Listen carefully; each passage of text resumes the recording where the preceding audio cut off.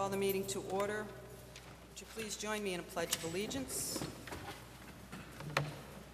Pledge allegiance to the flag of the United States of America and to the republic for which it stands, one nation, under God, indivisible, with liberty and justice for all.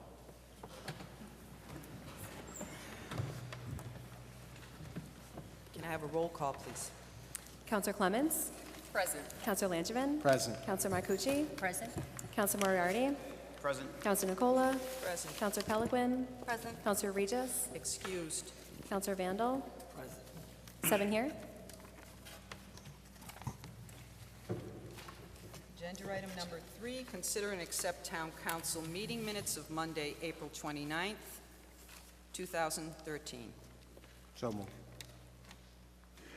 Second. Okay. Discussion. If you'd like to Madam say Chair? something, go ahead. It was brought to our attention that the minutes, there may be an error in the minutes, and I'd like to amend those minutes as recalled, and then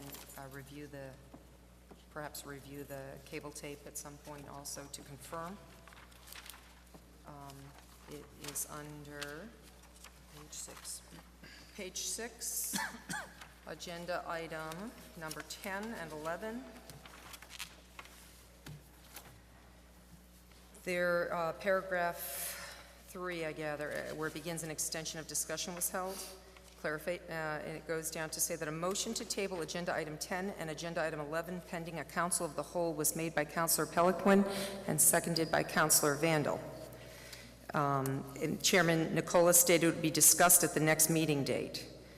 There seems to be some confusion in there because there was a motion and there was a vote, but to my recollection, and a number of other councilors, I believe, who maybe will want to speak up themselves, that we voted, it was tabled, and then there was considerable discussion as to when, and your concerns with Councillor Peliquin as to when, and you did state that it would be the next meeting date. So I'd like to amend those minutes before we accept them to just read a motion to table the agenda item 10 and 11 was made, and there was a roll call vote, and it was passed to table the agenda minutes. I'll second that. Any further discussion? Madam Chair, Councillor? I believe I did state council of the whole in the text of my motion when I did make that motion. So I would like to perhaps revisit the issue before accepting an amendment. When I asked you when you wanted to do it, you said perhaps at a council of the whole meeting after we had voted to table the motion. Councillor? Madam Chair, and I believe also in that discussion, you were quite frank with the public. You said, be prepared, do your homework. This will be on the agenda, exact words. Will be on the agenda at our next scheduled council meeting. The tape will reflect that. Those were loud and clear. So there might have been some language barrier and wording, but that is exactly how that happened. And lo and behold, yes, it's on tonight's agenda. As I approved it. Councillor Marcucci? Madam Chair, I do concur with Councillor Langevin. As I recall, you were adamant about that and did state that it would be at the next council meeting, not a council of the whole, as I recall it. So I am in support of the amendment. I do recall it that way. That's how I recall it, is that after we made the vote, we voted on it, I asked you, Councillor, when do you think? And you said, well, perhaps a council of the whole meeting. There was nothing added. It was not part of the vote. It's my recollection that it was, but perhaps I'm remembering incorrectly, but I cannot say. Is that how Exactly. you remember it? I'm going to review the tape so we can really just kind of answer clearly. Okay. How long would it take you to review the tape? I can do it. I'll be in the office tomorrow morning just looking at that adjusted. In the Well, morning? That's not going to help us this evening. In terms of this agenda being, these minutes being accepted or otherwise being accepted as they stand, I won't accept them as they stand. I will accept them amended because that was how it was left. I have a motion to that effect, a second, and I'm going to take a vote on that. If you want to clarify that through viewing the tape, you can certainly do so. But I certainly wouldn't have voted on this pending a council of the whole meeting. Counselor, did you have something you wanted to add? Just briefly, my exact recollection is not, I guess for lack of a better term, precise. There was a lot of discussion. So at this point, personally, as far as the vote goes, I'm going to vote against the amendment because I feel the burden of proof is there to change it rather than what's already currently stated. And I'm not comfortable changing it until we've got that personally. My exact recollection is hazy as to what the final verbiage was from any given party, because again, we were, that discussion went on for an hour plus or so. So my exact recollection is not 100%. So on that regard, I'm not going to support changing it right this time. Thank you. Okay. Anybody else? Counselor Vandal. I'm going to concur with Council Moriarty because I want to see it first. Okay? Sure. You knew I would, right? I always know what you're Thank going to you. do before you do it, Counselor. Madam Chair? Yes. Perhaps to facilitate discussion about this particular controversy, I could maybe speak to why I issued that amendment. I'm sorry, that motion that we're discussing about whether we should amend the minutes about.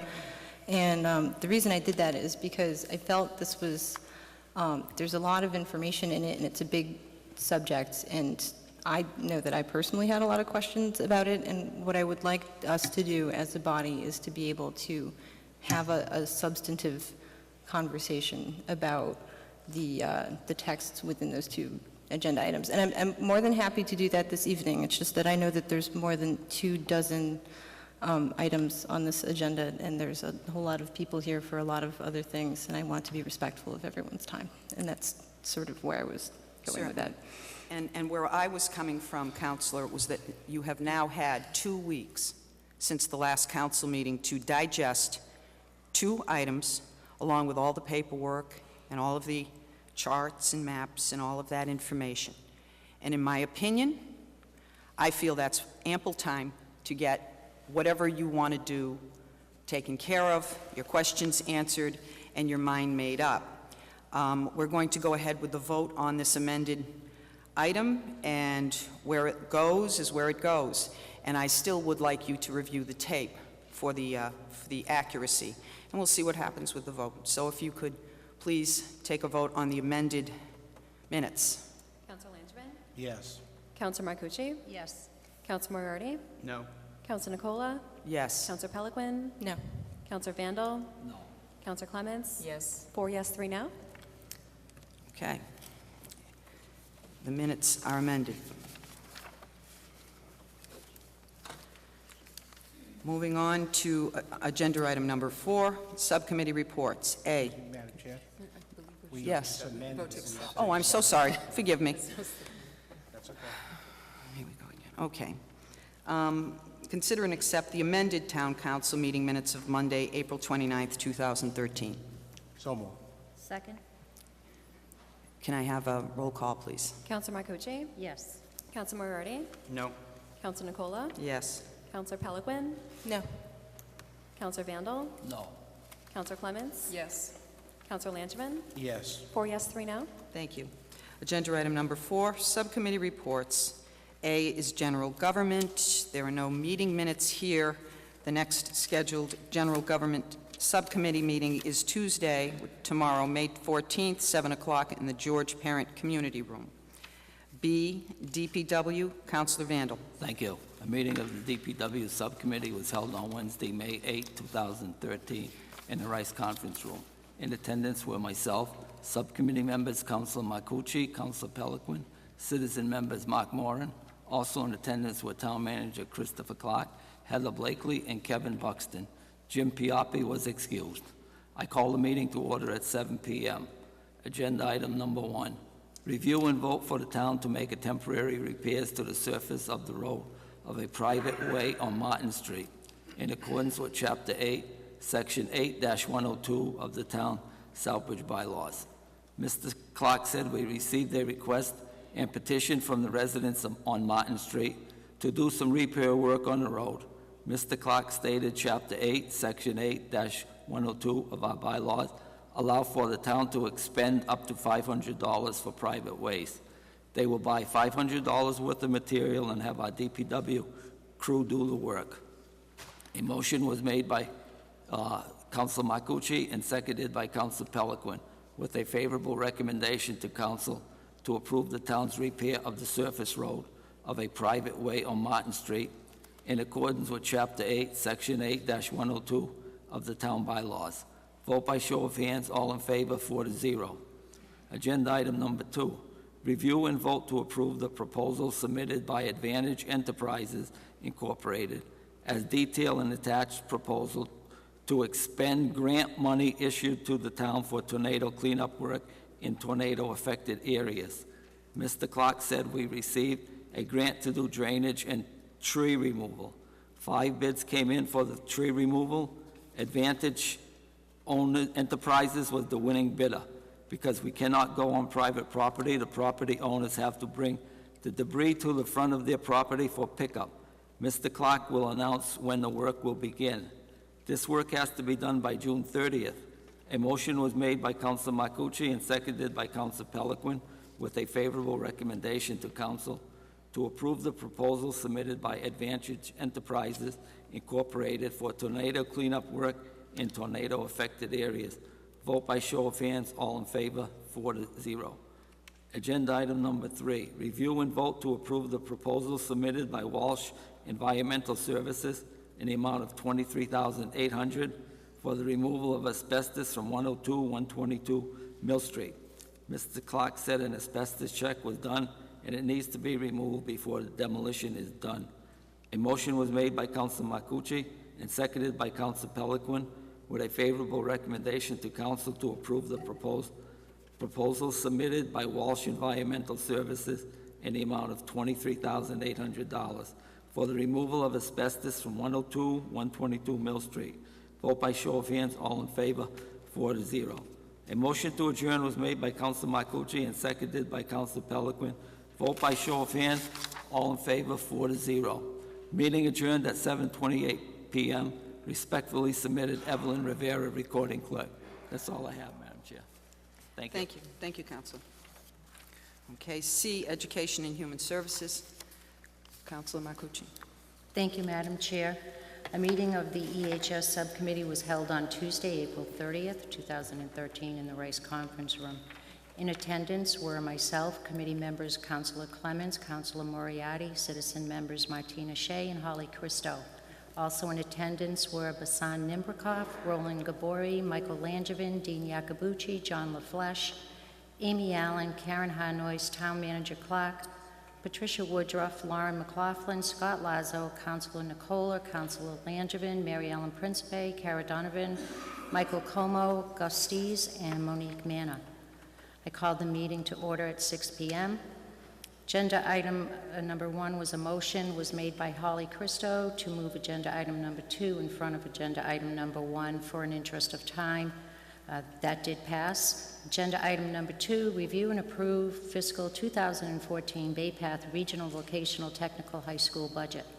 Superintendent Director John LaFleche presented Bay Path's proposed fiscal 2014 operating budget, which includes new debt services assessment associated with the building and renovation project.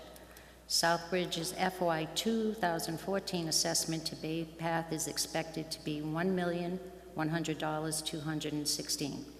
Dean Iacobucci also presented details of the proposed operating budget and stated the operational budget reflects a 2.94% increase, which reflects minimum contributions by member communities. He explained the debt service and the student population at Bay Path in FY 2014 is 225 students, which is an actual decrease of 7.41%. Mr. Iacobucci also provided a breakdown of the calculation of the minimum contribution for Southbridge. A copy of the Bay Path budget was attached. Mr. LaFleche spoke about Bay Path Skills USA State Competition and stated of the students, 20 received gold medals, and Maddie Dowse's son was the first student to ever receive a perfect score of 1,000 out of 1,000 for his electrical competition. That was a tremendous achievement. A motion was made by Denise Clements, second by Holly Christo, with a favorable recommendation of council to approve the FY 2014 Bay Path Regional Vocational Technical High School budget in the amount of $1,100,216, predicated on the governor's numbers. Vote by a show of hands. All in favor, 5-0. Agenda item number 1, review and approve FY 2014 Southbridge school budget. Superintendent Buzz Nimbricard described how Southbridge came and is in the current school year. He explained why it costs more for a student in Southbridge Public Schools. He compared district staffing, where they project the same staffing level next year at 411. Mr. Nimbricard described the changes in subgroups over a 10-year period, the increased cost to send a student with special needs out of a district, and discussed transportation costs for 2013-2014. Mr. Nimbricard stated their goal is a redirection of existing resources to meet curriculum needs and requirements. He provided ideas on how they can improve, offering more programs, electives that are per semester and not year-long, and offer more extracurricular activities. Mr. Nimbricard stated he would like to reinstate music at the middle and high school and eliminate some lower-level classes and raise expectations and provide acceleration. He also spoke about a proposed 2013-2014 restructure of Southbridge Middle High School administration. The school committee recommended the budget of $25,179,596. That is a 5.98% increase above the town appropriation. A copy of the Southbridge Public School, if anyone's interested. I'm sure you can receive that by the school department or the town hall. Town Manager Clark explained the governor originally gave a number that is no longer going to happen and advised that they can plan better in July once the final numbers are in. He spoke about the financing and stated if the tax at the full levy capacity, they could try to bridge a gap at $1 million, although we still will be short. A motion was made by Holly Christo, seconded by Denise Clements, with a favorable recommendation of council to approve the fiscal year 2014 Southbridge school budget in the amount of $24,754,366, predicated on the governor's number. Vote by a show of hands. 4 approved, 1 opposed, and that was Councilor Moriarty. Motion to adjourn was made by Denise Clements, seconded by Holly Christo. All in favor, meeting adjourned, 8:17 p.m. Respectfully submitted, Stacy Reno. And Madam Chair, I do not have another meeting scheduled. Thank you. Thank you, Counselor. Okay. D, Planning and Development, Counselor Clements. Thank you, Madam Chair. We have no minutes for tonight's meeting. However, there is a meeting scheduled for Wednesday, May 9th at 7 o'clock in the Rice Conference Room. Number of items, a few appointments. Not May 9th. Today's May 13th. Oh, sorry. May 15th. I'm looking at the wrong date. I'm right in front of me. Sorry about that. Thanks for pointing it out. May 15th, this Wednesday, 7 o'clock, Rice Conference Room. Some facade projects and master planning update for those who are interested in attending. Thank you. Thank you, Counselor. E, Protection of Persons and Property, Counselor Langevin. Thank you, Madam Chair. A meeting of the PPP Subcommittee was held on Monday, May 6, 2013, Rice Conference Room. In attendance were Chairman Langevin, Citizen Member Roger Cowett, and Monique Manor. Also in attendance were Councilor Nikolla, Councilor Moriarty, Town Manager Clark, Police Chief Charette, Fire Chief DeFranzo, Shane Woodson, Steve Belrose, John Sugar, Paul Hefner, Victor Martinez Petrie, and Matthew Bidemer. Council Regis was excused. Chairman Lansing called the meeting to order at 7 p.m. Agenda item number 1 was vote to approve the appointment of Victor Martinez Petrie of Southbridge as a full-time police officer to submit to the council for ratification. Mr. Clark said there was 2 vacancies. They went through the interview process to fill the vacancies, and Mr. Martinez-Petrie was recommended for the position. A motion was made by Monique Manor, second by Roger Cowart, with a favorable recommendation to council to approve the appointment of Victor Martinez-Petrie as full-time police officer. Vote by show of hands, 3-0, all in favor. Agenda item number 3, vote to approve the appointment of the following 6 individuals to the Southbridge Auxiliary Police Officer for a 3-year term to expire June 30th, 2016, and to submit for council for ratification. Eric Baldwin, Billerica, Mass. Francis Biozzi, Charlton, Mass. Justin Davey, Charlton, Mass. Sean Warren, Mass. Ryan Stanley, Fiskdale, Mass. And Thomas Wilk, Charlton, Mass.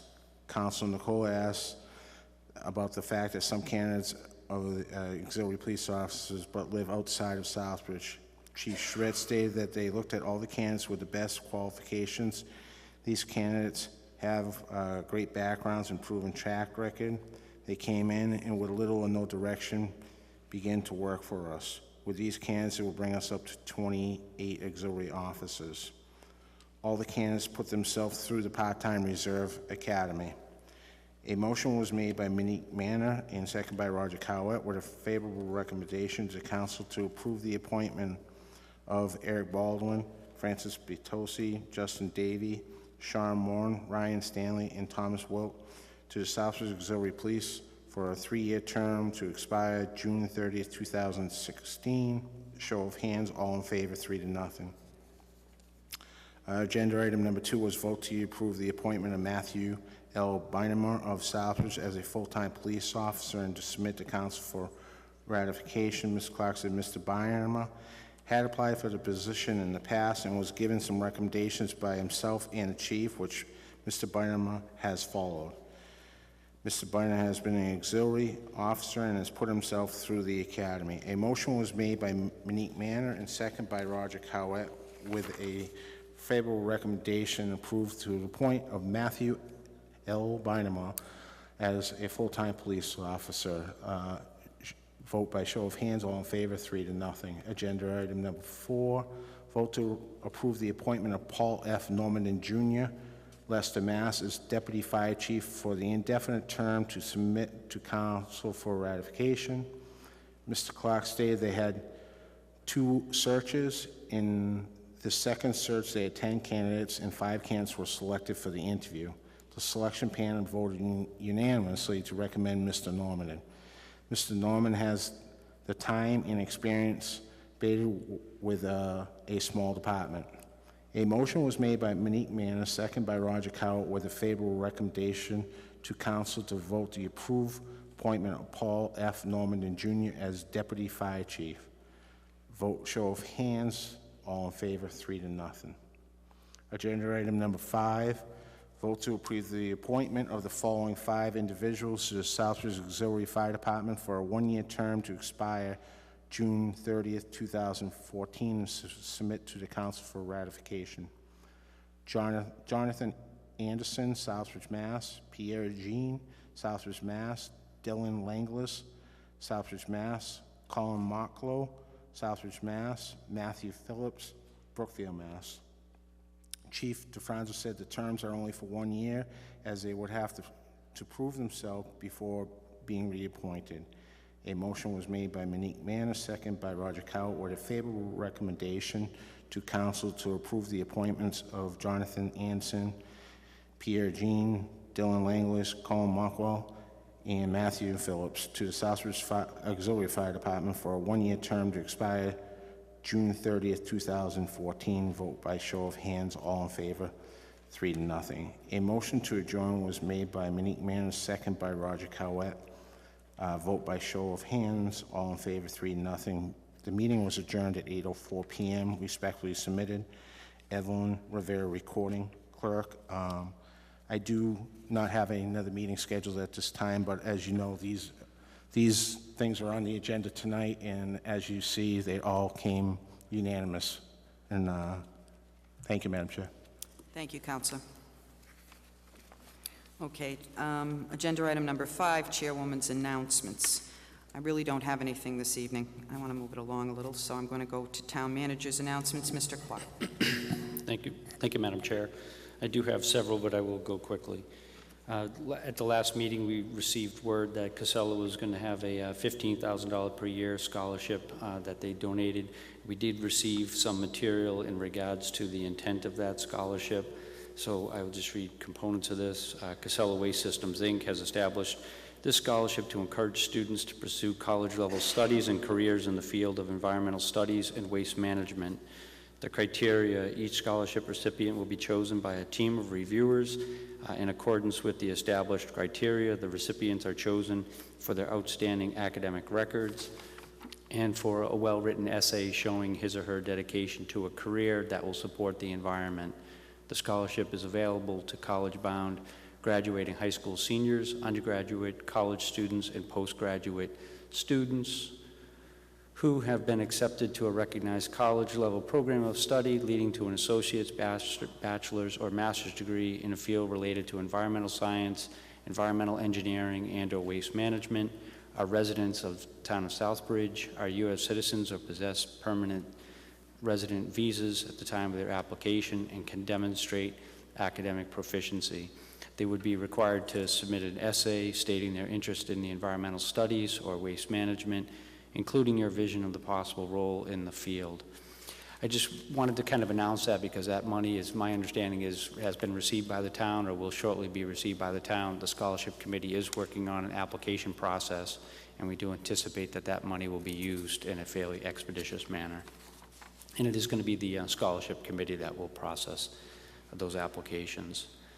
Also, Casella has arranged for an open house, so they're saying you're invited.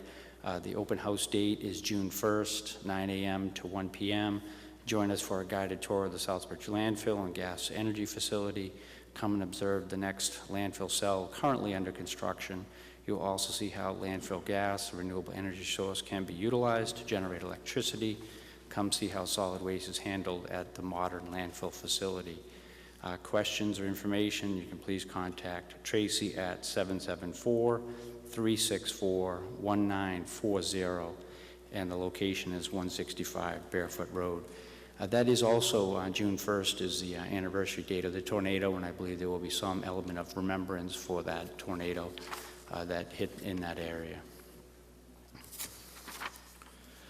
I did have occasion after the last meeting to go down and speak with the resident engineer on the Route 131 project at 169 to kind of voice the town's frustration at the speed of that project.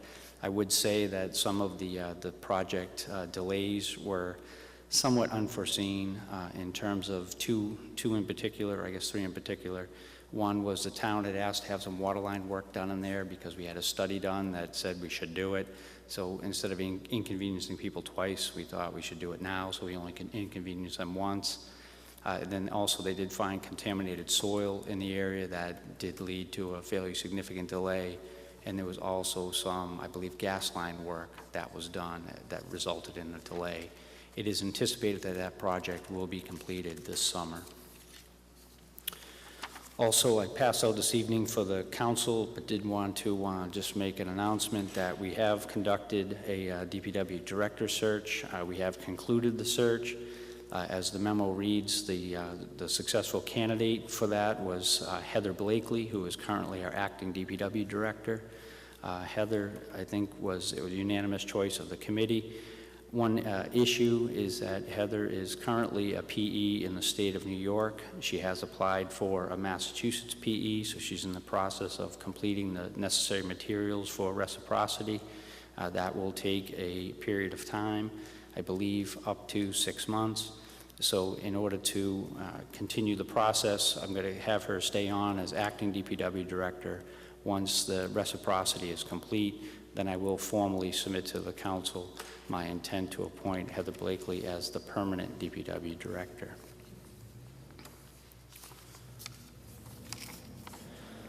Also, I meant to bring this up at the last meeting, but I did not have occasion.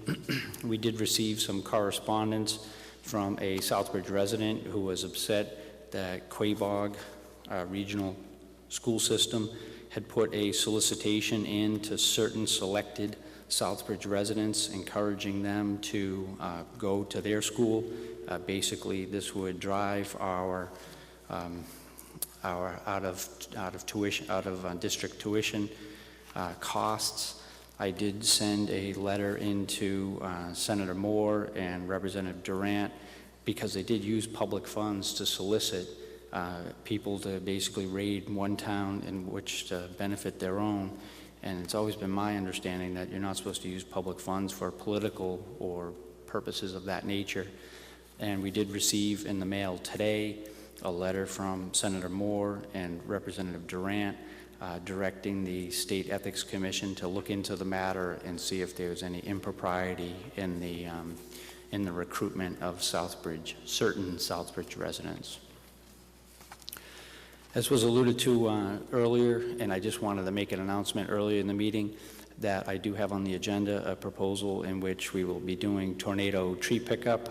If people bring the material to the front of their properties, we will have a vendor going around and picking it up, provided council votes that tonight. The tentative pickup dates that we have so far, they're going to be all Mondays. The rationale for Mondays was that as people are working on the weekend, they can drag the material up. The reason why we need people to drag them up to the street is that officially we're only supposed to clear debris off of the public way. So if you leave it close to the street, the vendor will go by and pick it up.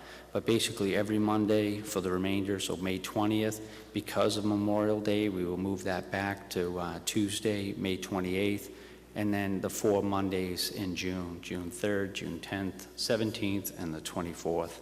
We will follow up with letters to the neighbors to also inform them of that. If there's not enough material to be picked up, we do have areas that need to be cleaned up that the tornado damaged along Commercial Drive and Clements Hill, so we will make sure we get that work done. And then I just wanted to acknowledge, I did send out in the package at the last meeting, I was asked about the town attorney information, the costs, and we did distribute that. And then the last two that I have, I actually kind of got some information that the Southbridge Emergency Fuel Assistance account that we have in partnership with Blessed John Paul II has depleted its funds, and we do have people that are still in need. So basically the way the fund works is that the town identifies the need, people that are in desperate need for emergency fuel assistance. They're only entitled to a certain amount of oil, and then we partner up with Blessed John Paul II Church to then pay the vendor to provide oil. That account has been depleted, so we will be looking at working with the church to see if we can do some additional fundraising.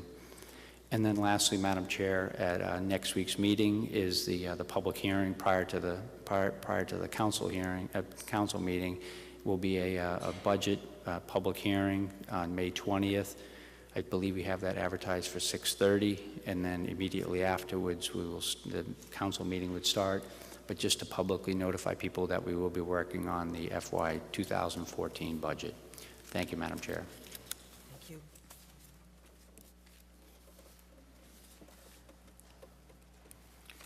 Okay. Moving on to agenda item number 7. This is the swearing-in presentation portion of our meeting. The first thing we want to do this evening is a presentation. And just want to give you a little bit of a background on this.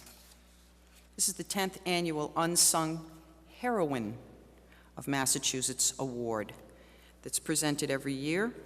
This is done by the Massachusetts Commission on the Status of Women. And this year, on April 29th, one of our own from Southbridge received this award. And we would like to honor her as well this evening with an award of our own, a certificate. So, without anything further, if Mrs. Severina Rios is in the audience, could you please join us at the podium?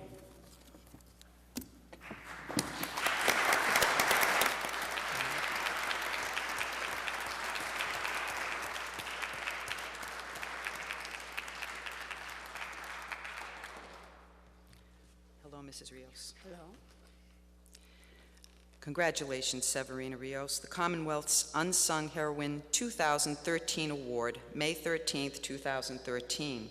The town of Southbridge expresses its gratitude for all of your contributions and volunteer endeavors in the community. With appreciation and best wishes to you from the Town Council and the citizens of Southbridge. It's signed by myself and Christopher Clark, our town manager. Congratulations. Thank you very much.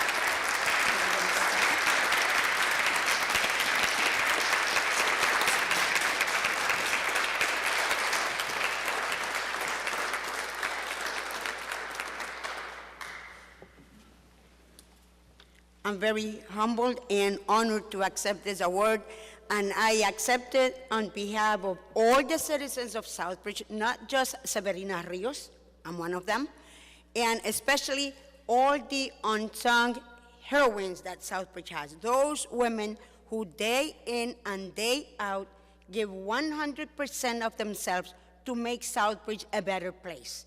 And the theme of that day was, these are the women who don't always make the news, but they truly make the difference. And I'm very proud of being one of them. Thank you very much.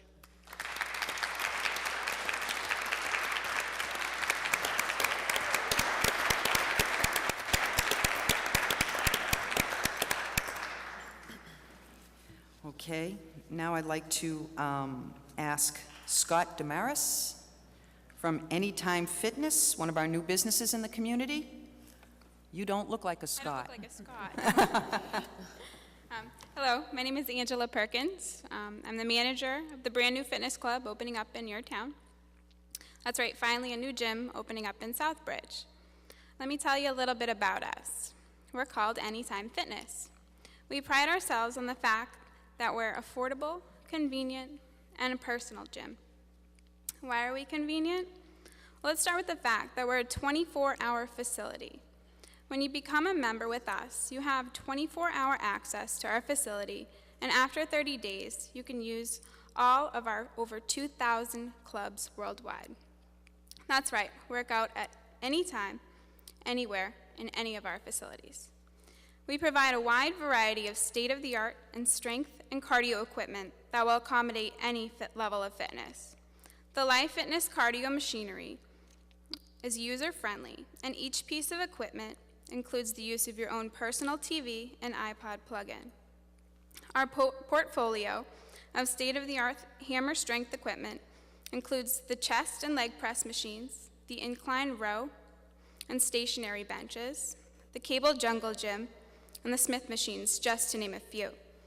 We have a full free weight deck, which includes free weights ranging from 3 to 100 pounds, as well as one of the newest trends in the fitness industry, the Synergy Wall. Do you like classes?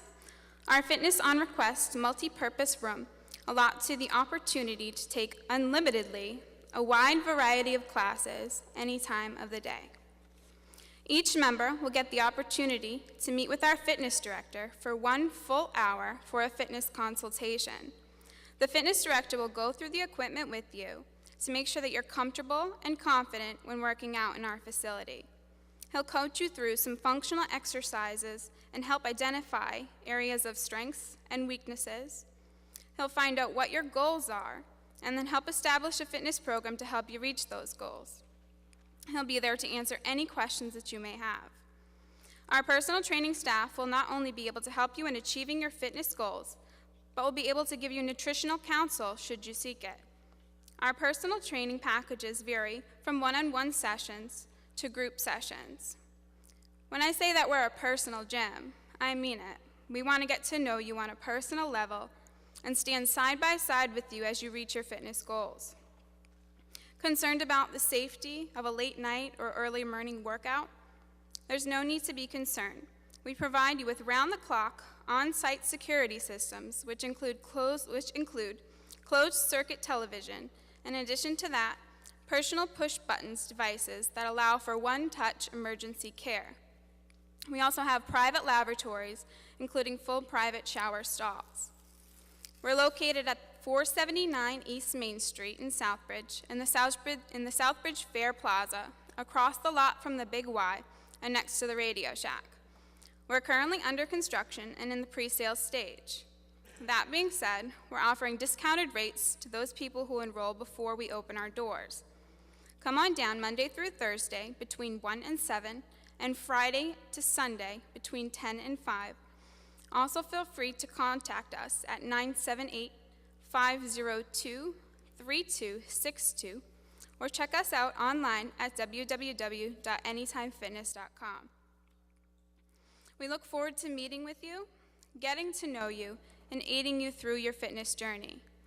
Come on down, let's do fitness together at Anytime Fitness in Southbridge.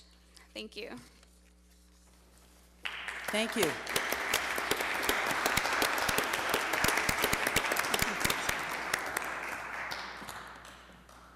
Okay, next I'd like to bring up Mike Dupuis for the Southbridge Fest Committee and the parade. Mr. Dupuis.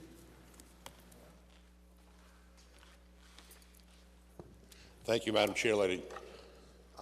Councilors, Mr. Clark, I'm here on behalf of the Southbridge Fest Parade Committee to invite you all to march in our parade on June 8th. We will be traveling from the old high school at 25 Cole Ave, down Dresser Street to Marcy, down Main Street to the Common. This is going to be the first parade in the last 3 years because of 2 years ago we were canceled out because of the tornado. And last year, well, the fest just got rained on. So I'm trying to make this one of the biggest parades Southbridge Fest has ever had. And I figured I couldn't do that without inviting you all to join us. And also, if there's any other organizations or groups in town that would like to be part of the Southbridge Fest Parade, they can get a hold of me at area code 508-864-1028. And I'll be glad to fit anybody into the parade that wants to join. Thank you very much. What time do you want us to meet down? We're meeting at the high school at 10 a.m. The 10. parade's going off at 11. Very good. Thank you very much. Thank you. Okay. And now department presentation. This would be the Veterans Council and Community Center, and that would be Mike Trombley. Mr. Trombley.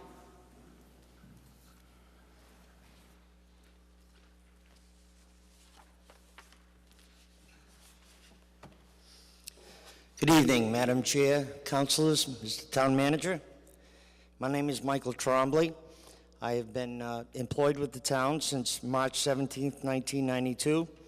I was hired by Florence Chandler, then Town Manager. And the positions that I was offered when I was hired was Veterans Agent, Executive Director of Council on Aging.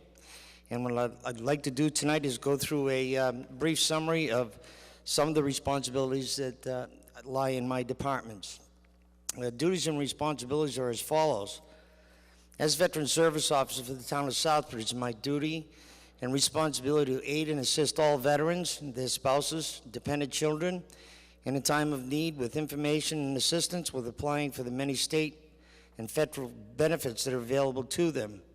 For those veterans who have fallen on bad times, with the loss of employment due to the economy or downsizing of employment, Massachusetts offers Chapter 115 veterans benefits with a monthly benefit to aid the veteran, his family, with financial assistance to pay for rent, mortgage, electricity, heat, medical assistance, education, etc.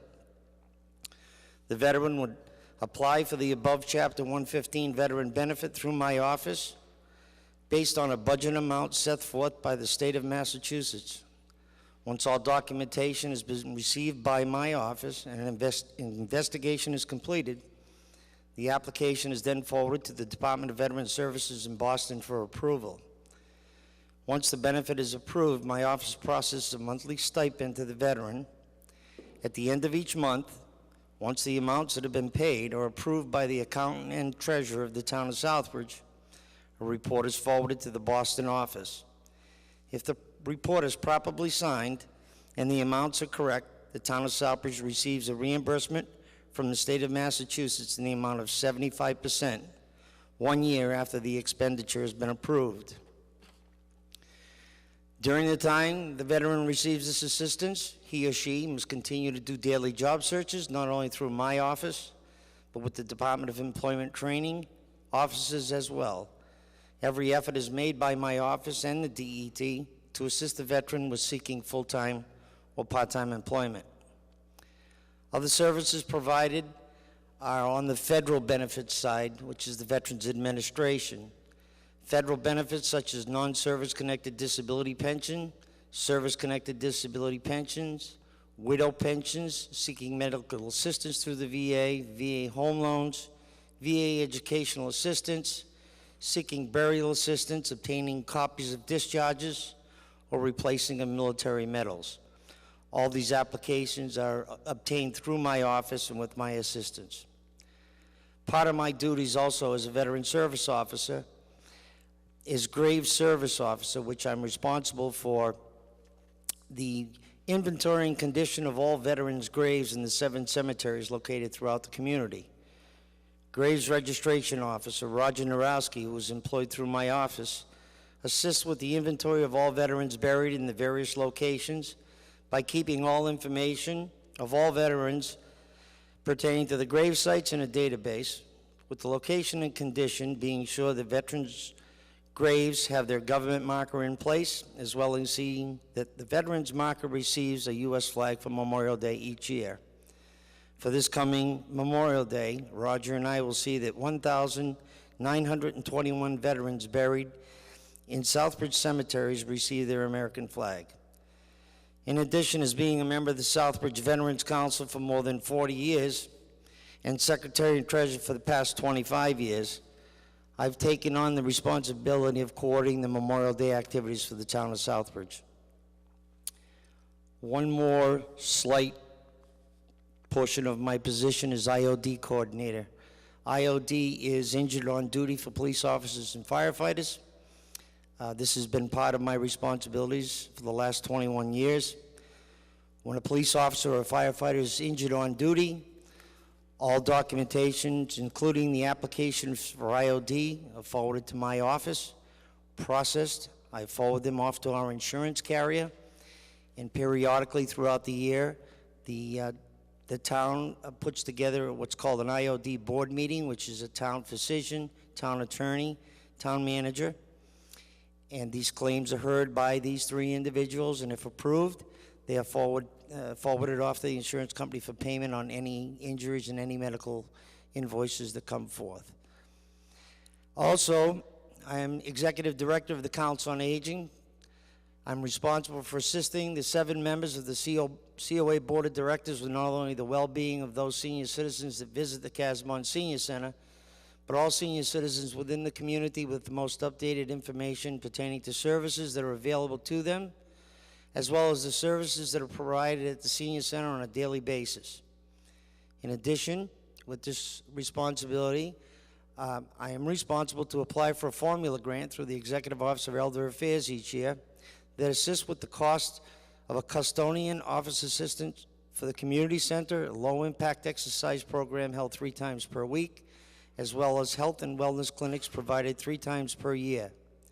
For FY 2013, the annual grant for the town of Southbridge from the Executive Office of Elder Affairs was $22,855. As COA Director, I'm responsible and coordinate the Senior Tax Rebate Program, which I created 16 years ago. Each year, the town of Southbridge offers 40 positions in various departments for senior citizens to volunteer their services for 80 hours per year in exchange for a one-time real estate tax abatement of their property tax bill. This program has been extremely popular in the town of Southbridge, as well as the various departments getting the extra needed help in completing several tasks that would normally be put one side. The seniors that work in this program have been providing a great service to the town for several years. In early 2010, I was approached by the town manager to discuss the probability of moving the former Casabon Senior Center on La Rochelle Way to the Southbridge Community Center located on Chestnut Street, and to possibly lease the former Senior Center to the Department of Transportation, better known as the Registry of Motor Vehicles, in the very near future. On August 17, 2010, this move was achieved.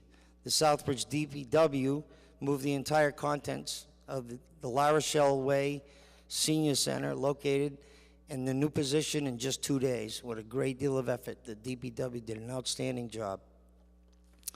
Effective August 17th, 2010, I was promoted to Community Service Director for the town of Southbridge by the town manager and approved by council.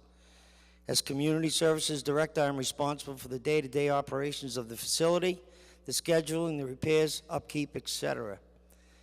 In the Community Center, the following offices are now located in the Southbridge Community Center: Veteran Services, Council on Aging, as well as the Southbridge Senior Citizens Association, the Recreation Director's Office and Recreation Department, Meals on Wheels program, Cops and Kids program, the Los Americas program, just to name a few. The Community Center is open for business purposes from 8 a.m. to 4 p.m. Monday through Friday. However, the building also provides many activities Monday through Sunday in the evening hours, with many local organizations using the building for indoor activities such as baseball, softball, soccer, volleyball, basketball, birthday parties, several meetings, etc. The building has been extremely busy for the past several years. When I first moved into the building, I think that the town manager would agree with me that the building was in, now I don't want to say dire straits, but it needed an awful lot of work. And since I've been in that building, and with the help of some extremely grateful community leaders, which I don't think I have to name too many, we've been able to upgrade the building to a more feasible building, more well-insulated, warmer, cooler in the summer months, and just a lot better building than it was 3 years ago, and I think those of you that have been in the building will agree with me. In addition to my responsibilities as building manager of the community center, I'm also a building manager of the former senior center, now occupied by the Registry of Motor Vehicles. I'm also responsible to oversee the 10-year contract signed by the registry and the town of Southbridge. I also hold the responsibility in overseeing all business matters involving the Southbridge Recreation Department as well. Ron Plouffe, newly hired Recreation Director, is located at the Community Center, and we are working together with improving the recreation needs in the community. This completes my presentation, and I'll be more than happy to answer any questions if any are needed to be. Any questions from the council? I want to thank you, Mr. Trombley. You have a full boat there, a lot of things that you do, and you do them well. Thank you very much. Thank you so much. I'd like to also say that this does conclude the department presentations that we've been doing the course of most of the year. I want to thank Councilor Moriarty, who brought up the suggestion to do this. Hopefully this has helped a lot of you in the town to understand a little better what each department consists of and what the duties are of the department heads and their subordinates. And I want to thank all of the department heads that did the presentations this year. It was very informative, and I know it was an effort for some of you. You don't all like to come up and speak. I know how you feel. Thank you very, very much. Moving on, I'd like to go to agenda item number 8, which is Citizens Forum. Are there any citizens in the audience that wish to come forward?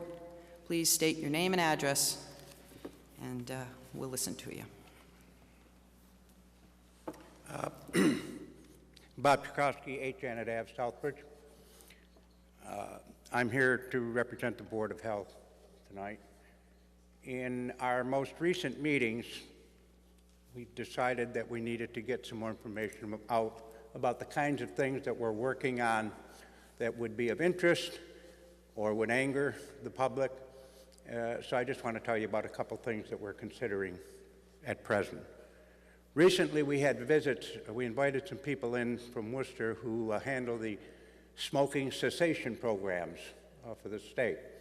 And they gave us a presentation and told us what other towns are doing, what is allowed, what isn't allowed, what kind of leeway we have to set regulations, and so on. And that led to a discussion among our board members on what we do in Southbridge and do we have a smoking policy. Eventually one was found. It was written but never approved But it contained a lot of the elements that the smoking cessation people included. What this led to was a proposal. This is just a proposal that we get around the business of setting up these kind of what I would call sting operations, where they take a teenager and send them in underage to buy cigarettes and so on. Personally, I don't like those at all. Neither did the rest of the board members. A suggestion was made that we adopt a policy that would require everyone to show proof of age before they could buy cigarettes. I questioned whether we would be allowed to do this. Apparently, legally, we can do this. We're not talking about banning cigarettes. We don't have Mayor Bloomberg on our committee. And if we were going to do this, we will discuss it at our meeting this week. The first step would be to hold a public hearing at which all the stakeholders involved in this, for example, anybody that has a license to sell cigarettes, would be invited. Comments from the public. I've mentioned it to a few people, and the response hasn't been good. So, you know, we're willing to learn on this one. But we're going to discuss it. That doesn't mean we've decided to even hold the public hearing. We'll make that vote this week at our meeting. The second item that we've been considering is to require a habitation inspection for any rental property in Southbridge. This is something that's currently done for government-sponsored housing programs. The health director goes, has a checklist, a large number of things that he has to check off before that apartment, flat, whatever, is allowed to be rented. We know that there's a lot of absentee landlords in Southbridge. We know that there's a lot of problems that come up over time where a renter may claim, well, I'm not going to pay my rent because this is not habitable. He gave me an apartment. She gave me an apartment that wasn't suitable, and so on.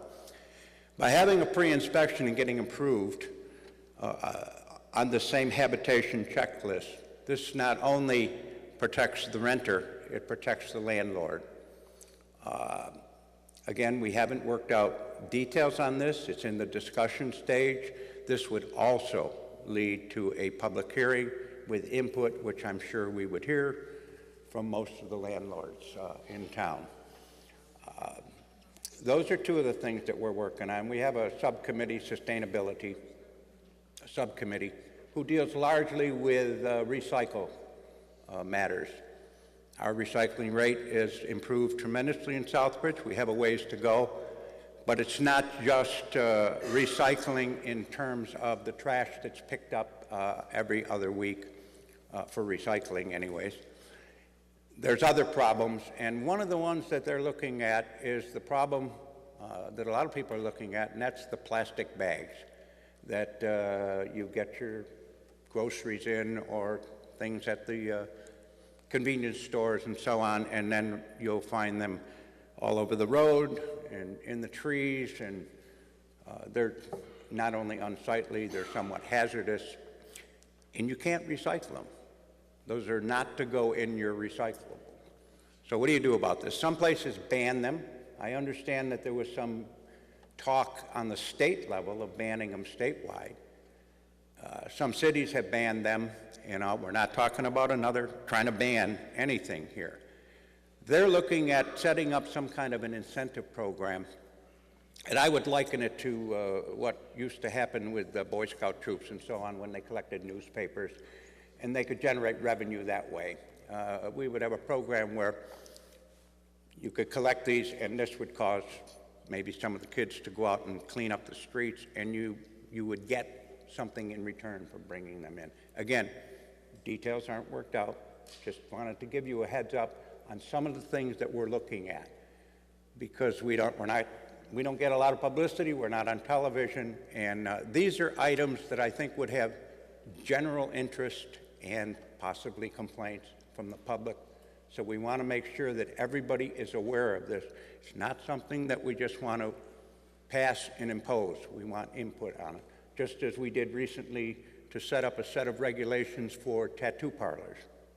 which didn't exist in Southbridge or anywhere in Massachusetts until they changed the law. Excuse me for a minute, Mr. Chakowski. We worked with the local Mr. people. Chakowski, do you need another 5 minutes? No, I didn't even need Can to I, take this. before you leave, when is your next Board of Health meeting? Thursday night, This Thursday? 6:30. Okay. Yeah, and we meet once a month. It's generally on the third Thursday of every month. We'll meet more frequently if something comes up. Okay. But that's about all I wanted to talk about tonight. Thank you So, very, very much. Thank you for your time. Yep, thank you. Yeah. Do we have any other citizens wishing to come up this evening?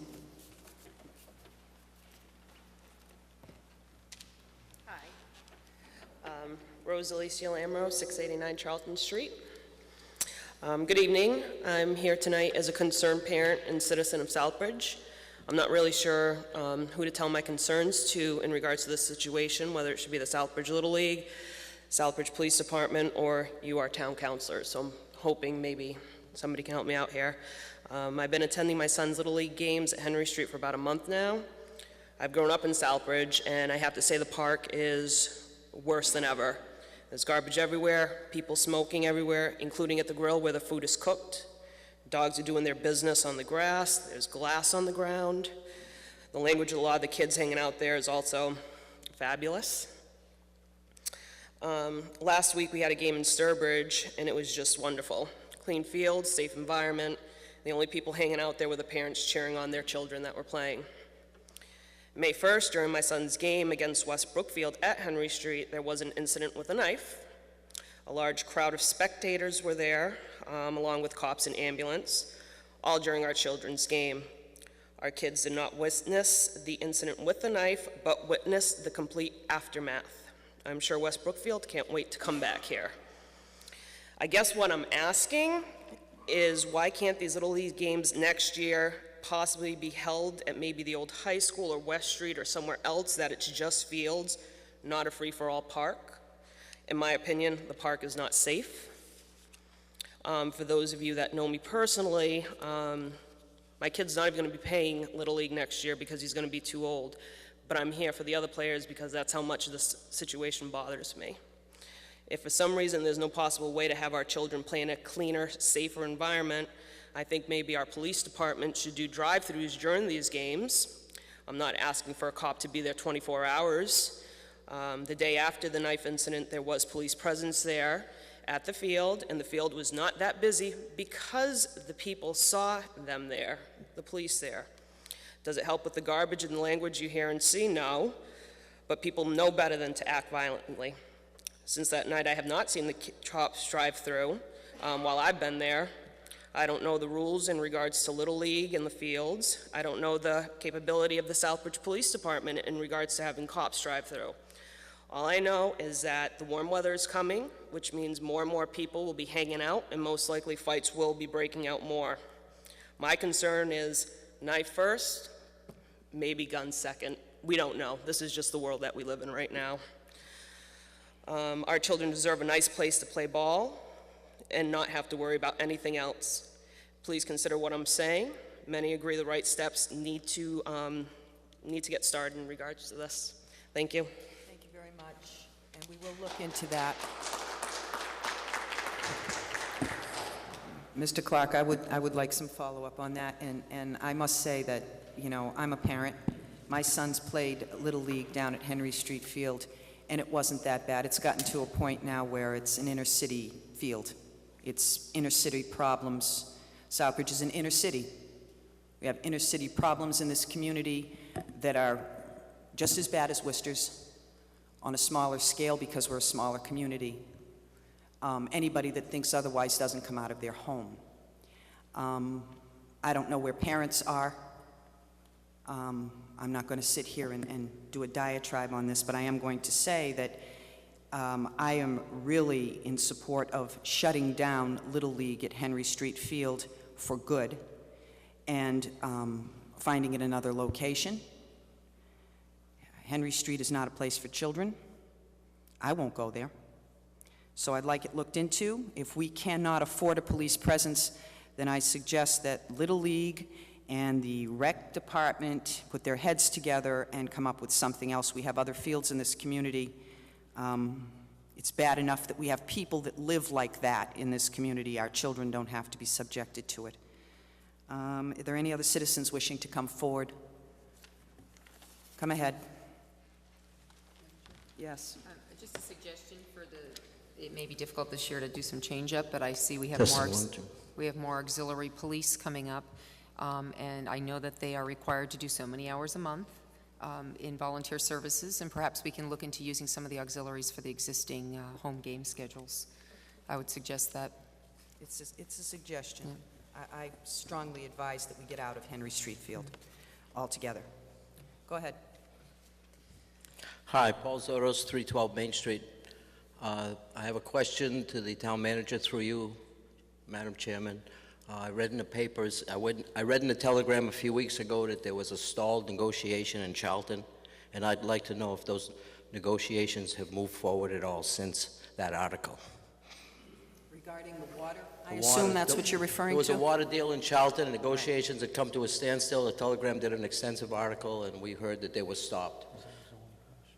Is that your only question for the manager? We're not supposed to engage in dialogue, so I just want to make sure. Once I know the answer, I'd like to make a comment on it, but I don't know the answer, so. But I won't ask him another question. You have another question? No, Okay. but I have a comment. Go ahead. In terms of the negotiations with Charlton, obviously the negotiations did break off.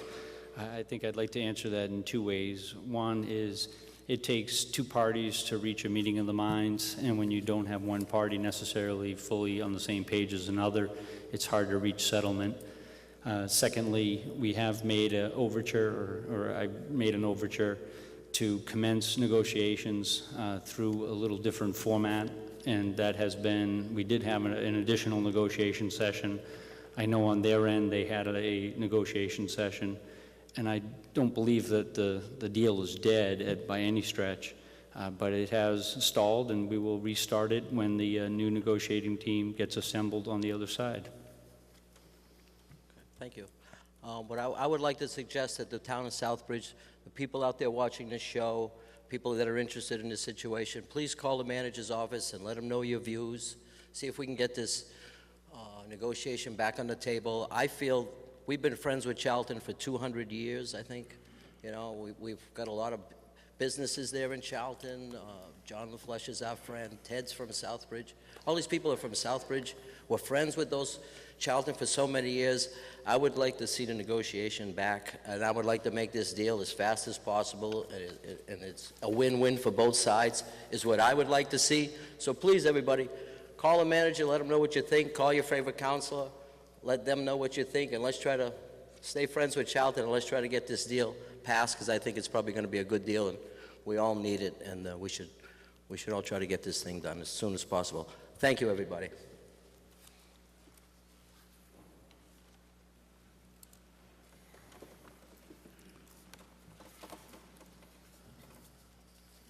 Rossiel Fernandez, 56 Everett Street.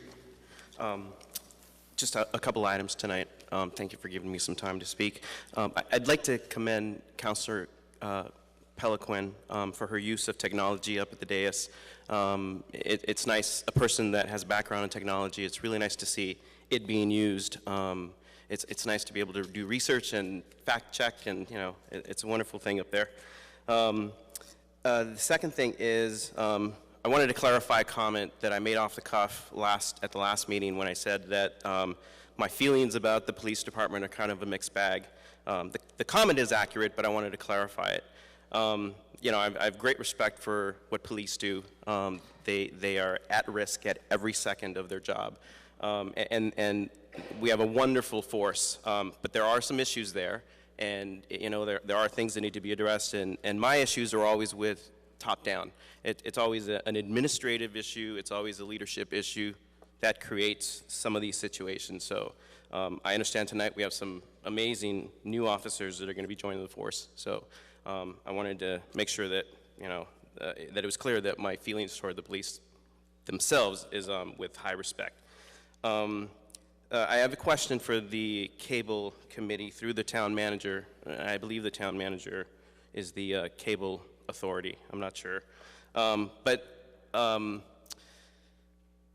several cable managers ago, there was a termination because there was a session that was filmed that was deemed to be political during an election season. I've seen something similar this session, which appears to be a politically focused ad, and I believe that election laws prohibit public funds. The town manager earlier spoke about public funds and his concern for public funds being used for certain ventures. This, I think, would qualify as one. There's an ad, to me, it appears to be an ad, kind of prompting or focusing this new candidate right now when we have an election season. So I would like the town manager to possibly look into that, as it probably offers some very unfair advantages there. The second thing is, at the last meeting, there were some citizens that are also tornado survivors. They came up here and they spoke eloquently about their experience, not of the tornado, but of the effects now of the dump. And now there's an expansion, or we'll talk about that probably at the end of the agenda or some point. But they really spoke their feelings about what they're going through, what they're suffering, what their children are going through, and it was really heartfelt. It was passionate, and I think a lot of people were able to kind of realize what they've been through. Towards the end of the meeting, during Councilor's Forum, there was a counselor who essentially reprimanded these people. I respect the counselor's feelings and opinions and his own experience. Everyone has their own experience, and I'm glad he shared it. But he shared it and essentially ran short of calling these people liars. These people are experiencing these things. They're not up here lying. They're sharing their experience, and to then have a counselor reprimand them at the end of the meeting, I think, is unconscionable. And I would like this counselor to possibly acknowledge that. And I think that's, I also walked in, and I understand that the agenda was changed. The item 14 and 15. I'm not going to speak on the items, but I would suggest that Councilor Moriarty, Councilor Vandal, and Councilor Peliquin leave the meeting at that point so that there isn't a quorum, so that you can discuss it when there's a full council of the whole. It's just a suggestion. Obviously, somehow we have to move forward, but I think it's fair that the agenda item should probably stand as it was voted on. Excuse me. Thank you. Excuse me. You know, I want to clarify something, because I make assumptions that you folks out there actually know about a lot of things that you really don't know anything at all about. I know that it's been said in the past that the chair of the town council is a figurehead, a ceremonial leader. One of the few things that the chair of the town council has purview, and only the chair of the town council, not the other members of this council, is that I set the agenda. The agenda was set knowing full well what the vote was 2 weeks ago, and it stands. But thank you very much for your suggestion. You're welcome. Any other citizens have anything further? If not, we'll move on to agenda item number 9. Vote to approve the appointment of Victor Martinez Petrie of Southbridge as a full-time police officer. Excuse me, I can't hear you. Excuse me, Ray Gauthier, 497 Charlton Street. Cable Advisory Committee. Yes? Our rules for the cable, we do not run political advertisement up until last year. The Supreme Court said we can now run political advertisement. We do not take anything. Somebody brings in a tape, we play it. A few years ago, you couldn't. It's been like that for many years since I've been on the cable. But with Supreme Court rules, yes, we can play political advertisements now. We can fit it in with our schedule.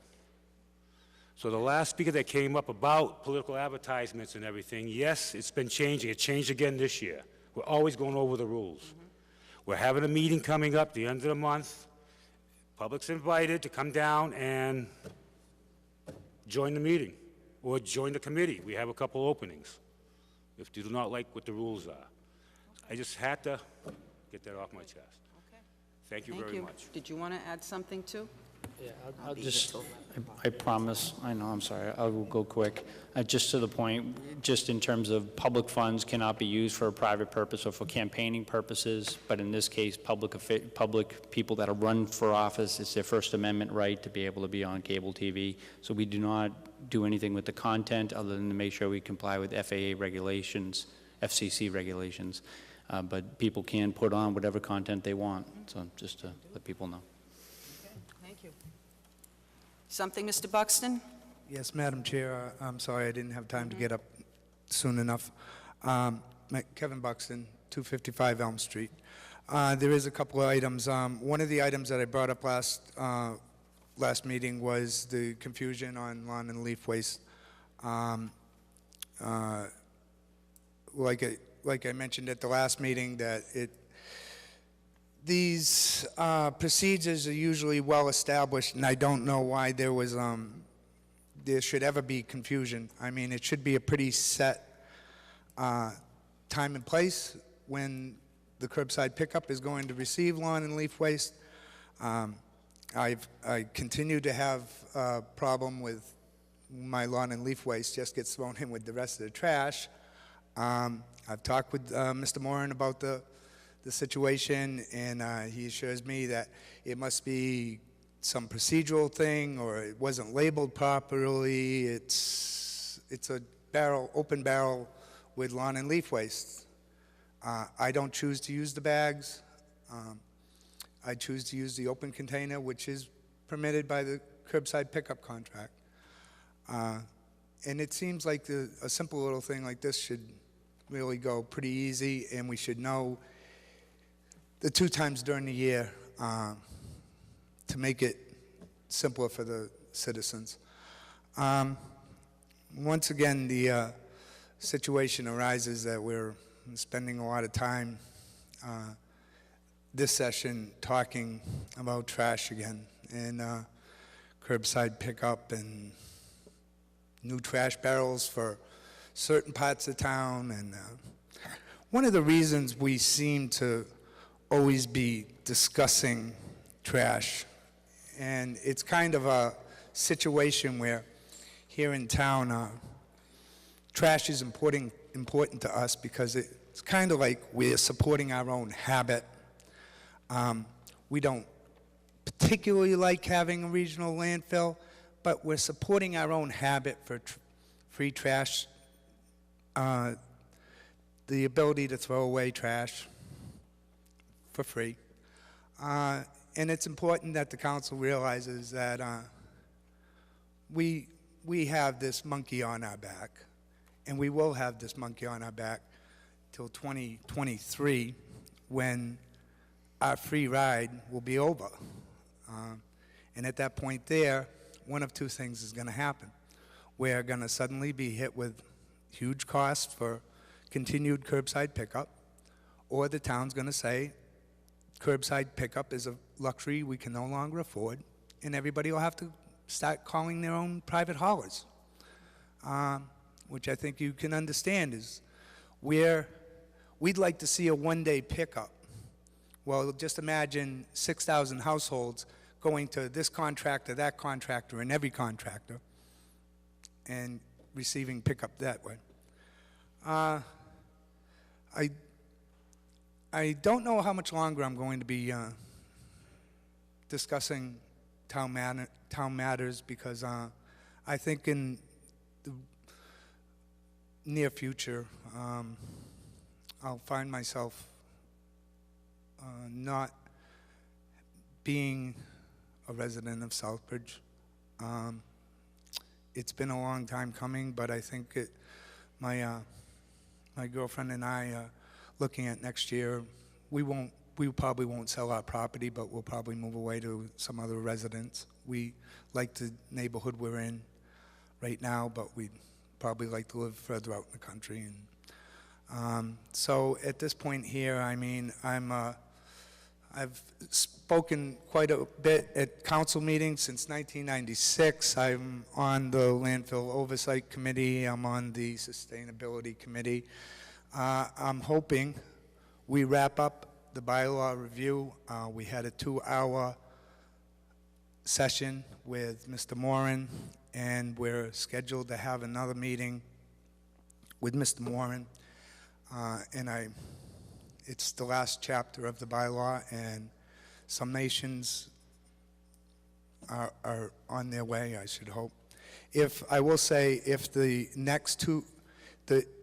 next bylaw review meeting ends up as a 2-hour open conversation about Chapter 10, with me sitting there with my finger up, waiting to be asked to speak, I will walk out of the bylaw meeting.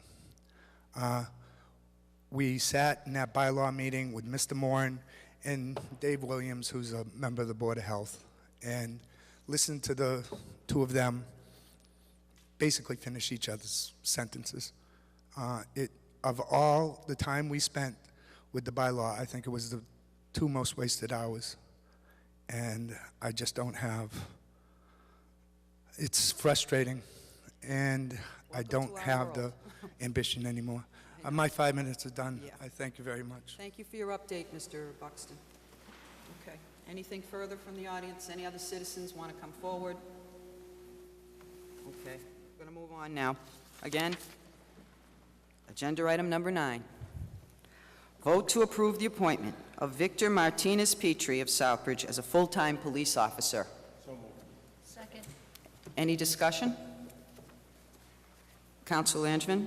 Just really quickly, it's nice to see that this person, one, lives in the community, and he came like full circle through the military, Cops and Kid program. Cops and Kids.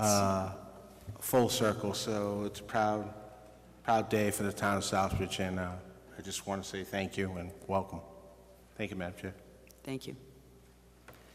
Lieutenant? Absolutely, go ahead. Good evening, Madam Chair, Council, Mr. Town Manager. Just if I could quickly elaborate on Council Langevin's comments. He's the top of the civil service list. He started out as a kid going to Cops and Kids. Eventually, over the years, became a mentor, worked there for several years. He's an U.S. Army war vet. He served 13 months, I believe, in Afghanistan. He's currently in the reserves, and he's pursuing a associate's degree in criminal justice. Outstanding candidate. Can't think of anybody else I'd rather work with. Thank you. Thank you very much. Could I have a roll call vote, please? Council Moriarty? Yes. Council Nikolla? Yes. Council Peliquin? Yes. Council Vandal? Yes. Council Clemens? Yes. Council Langevin? Yes. Council Marcucci? Yes. 7 yes. Congratulations.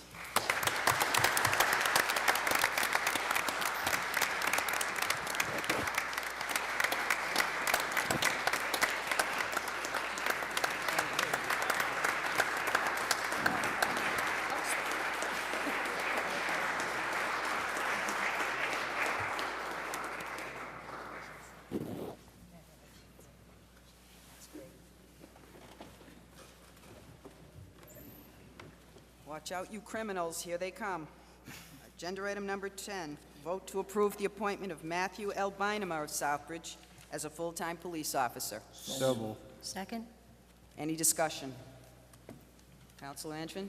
Again, just quickly, this is another gentleman that pretty much did everything that the town and the chief asked for. Just shows that he's very interested in taking his job serious. He put himself through the academy and did everything that the town asked for. And he's a local candidate. So again, welcome. Thank you. If I may again. Certainly. Along with Mr. Bynum and Mr. Martinez, also the top of the civil service list. Officer Bynum has a 4-year degree from Northeastern University. We had asked him in the beginning, because he's kind of been at the top of that list for a while, explained to him what he needed to do to progress further in law enforcement. He's done everything that we've asked. He completed a 242-hour academy on his own, reserve academy. In addition to that, currently being an auxiliary with us, he attended an 800-hour, 6-month academy with Worcester, where he just got out of the academy, did all that on his own money, his own time. He could come right out on the street and work for us after a probably a 12 or 13-week training program at no cost to the town. Again, great candidate, and we highly recommend him. Thank you, Lieutenant. Can I have a roll call, please? Counselor Nikolla? Yes. Counselor Peliquin? Yes. Counselor Vandal? Yes. Counselor Clements? Yes. Counselor Langevin? Yes. Counselor Marcucci? Yes. Counselor Moriarty? Yes. 7 yes. Congratulations.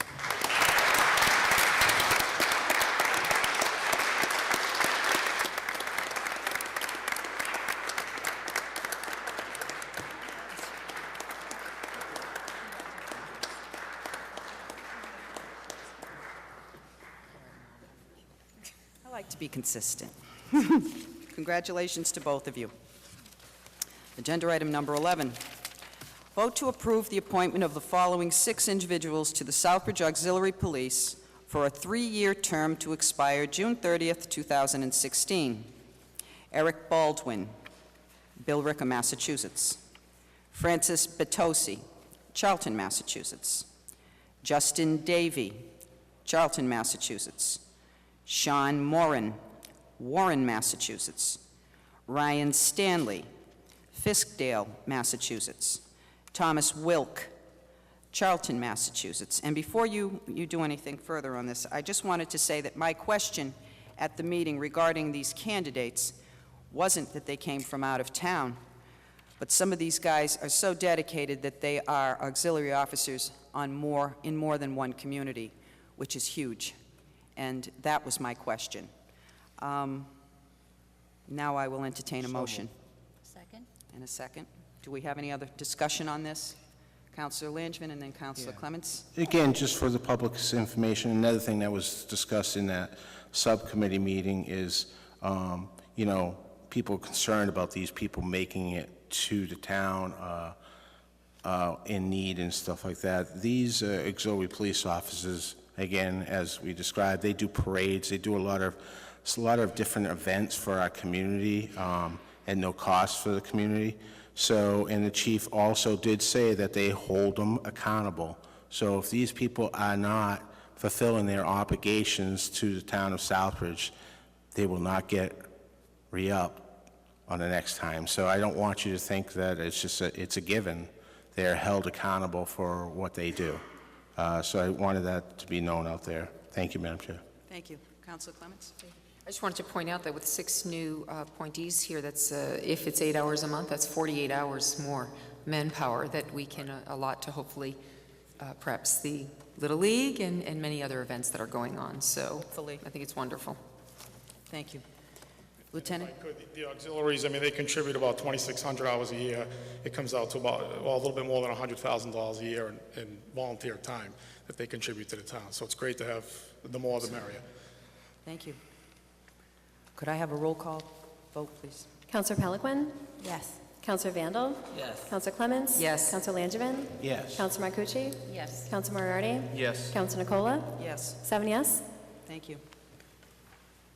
And if I could, Counsel, just steal one more minute of time. The chief wanted to be here tonight, but he's at an awards banquet honoring the Officer of the Year at the Exchange Club.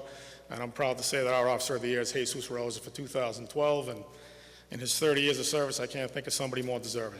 Could you please give him my congratulations? It's Absolutely. well-deserved. It is, absolutely. And thank you for your time. Thank you. Agenda item number 12, vote to ratify the appointment of Paul F. Normandin, Jr. of Leicester, Mass. as Deputy Fire Chief for the town of Southbridge. Second? Okay. Do you want to come forward and say anything? Hello, Chief. Good evening.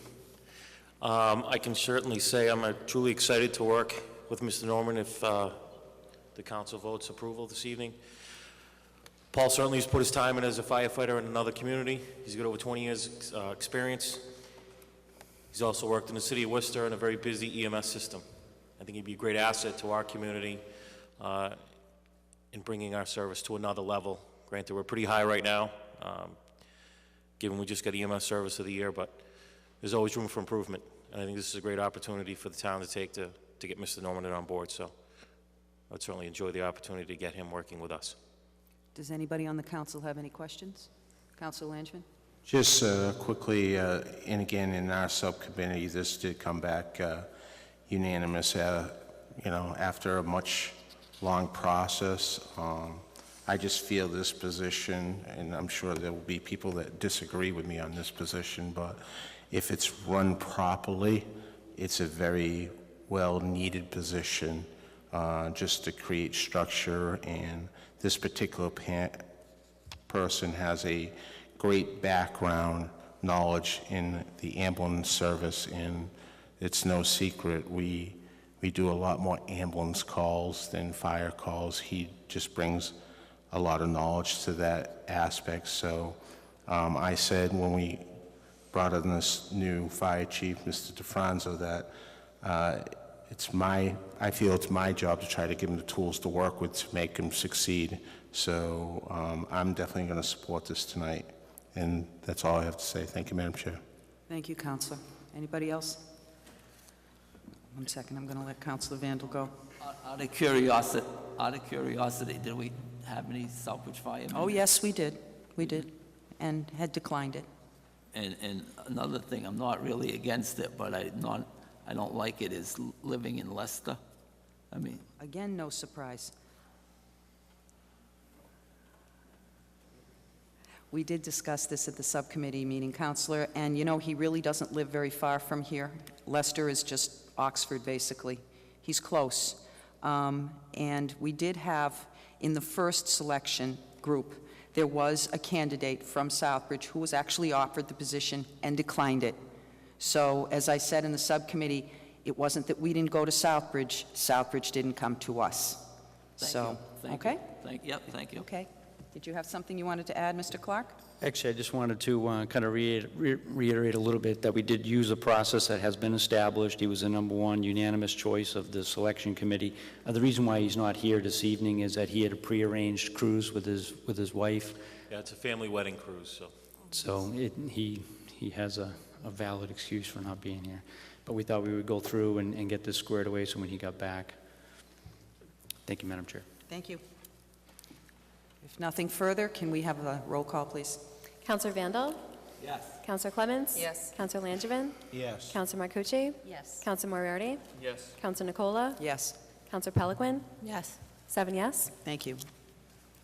Agenda item number 13, vote to approve the appointment of the following 5 individuals to the Southbridge Auxiliary Fire Department for a 1-year term to expire June 30th, 2014. Second. The candidates are Jonathan Anderson from Southbridge, Pierre Jean from Southbridge, Dylan Langley from Southbridge, Colin Mocklow from Southbridge, and Matthew Phillips from Brookfield. I have a motion and a second. Anybody have any questions? Chief? The purpose of the auxiliary department, we're going to kind of convert them to a training section of our department. So before we bring someone forward for the call department, I want to at least have the ability to have them with us for a year to see if they're going to fulfill their needs as far as training goes. Are we giving them what they need to be a successful firefighter? That type of stuff. So I'm looking at the auxiliaries to be that first step into the fire service world, and I think a 1-year commitment is enough. We can certainly see if the person's working out after 1 year. If they're not, we can certainly cut ties, and no harm, no foul. So I like the approach of a 1-year commitment, so that's what I'm looking for tonight. Okay. Can we have a roll call, please? Counselor Clements? Yes. Counselor Langevin? Yes. Counselor Marcucci? Yes. Counselor Moriarty? Yes. Counselor Nikolla? Yes. Counselor Peliquin? Yes. Counselor Vandal? Yes. 7 yes. Thank you. And Thank you, Chief. Yes. again, I wish I was supposed to be over at that same exchange committee meeting, but I couldn't make it. So our service is also being honored for EMS Service of the Year. So again, I just can't thank my staff enough for what they do, the training they do, the time that they put in, and some of the frustrations they have to work through. So I think we have a great staff here in Southbridge, and with the addition of the deputy and these auxiliary firefighters, I think we have a great department that we can continue to move forward with. So again, thank you so much. And congratulations to your EMS service. Thank you. Agenda item number 14, vote to authorize the town manager and town attorney to sell a portion of the town property along Commercial Drive in accordance with the RFP for the triangle and roadway parcels necessary in order to continue the development of its industrial park and to complete any other closing documents necessary. So moved. Second. Any discussion? Roll call, please. Counselor Langevin? Yes. Counselor Marcucci? Yes. Counselor Moriarty? Yes. Counselor Nikolla? Yes. Counselor Peliquin? Yes. Counselor Vandal? Yes. Counselor Clements? Yes. 7 yes. Thank you. Agenda item number 15, vote to approve the Common Goals Letter of Agreement between the Town of Southbridge and Casella in order to maximize landfill operations and to facilitate the build-out of the town's industrial park. So moved. Second? Discussion? Can I have a roll call, please? Sorry, I was just fishing out that You have something? particular Go ahead, packet of Counselor. information. And I thank you for your time. I do appreciate it. I know that this is something that some of us feel like we have discussed enough, although I really feel like, given that these issues are so complex and people seem to have a lot of really strong opinions about them either way, it behooves us to do our best due diligence when relating to activities surrounding the landfill.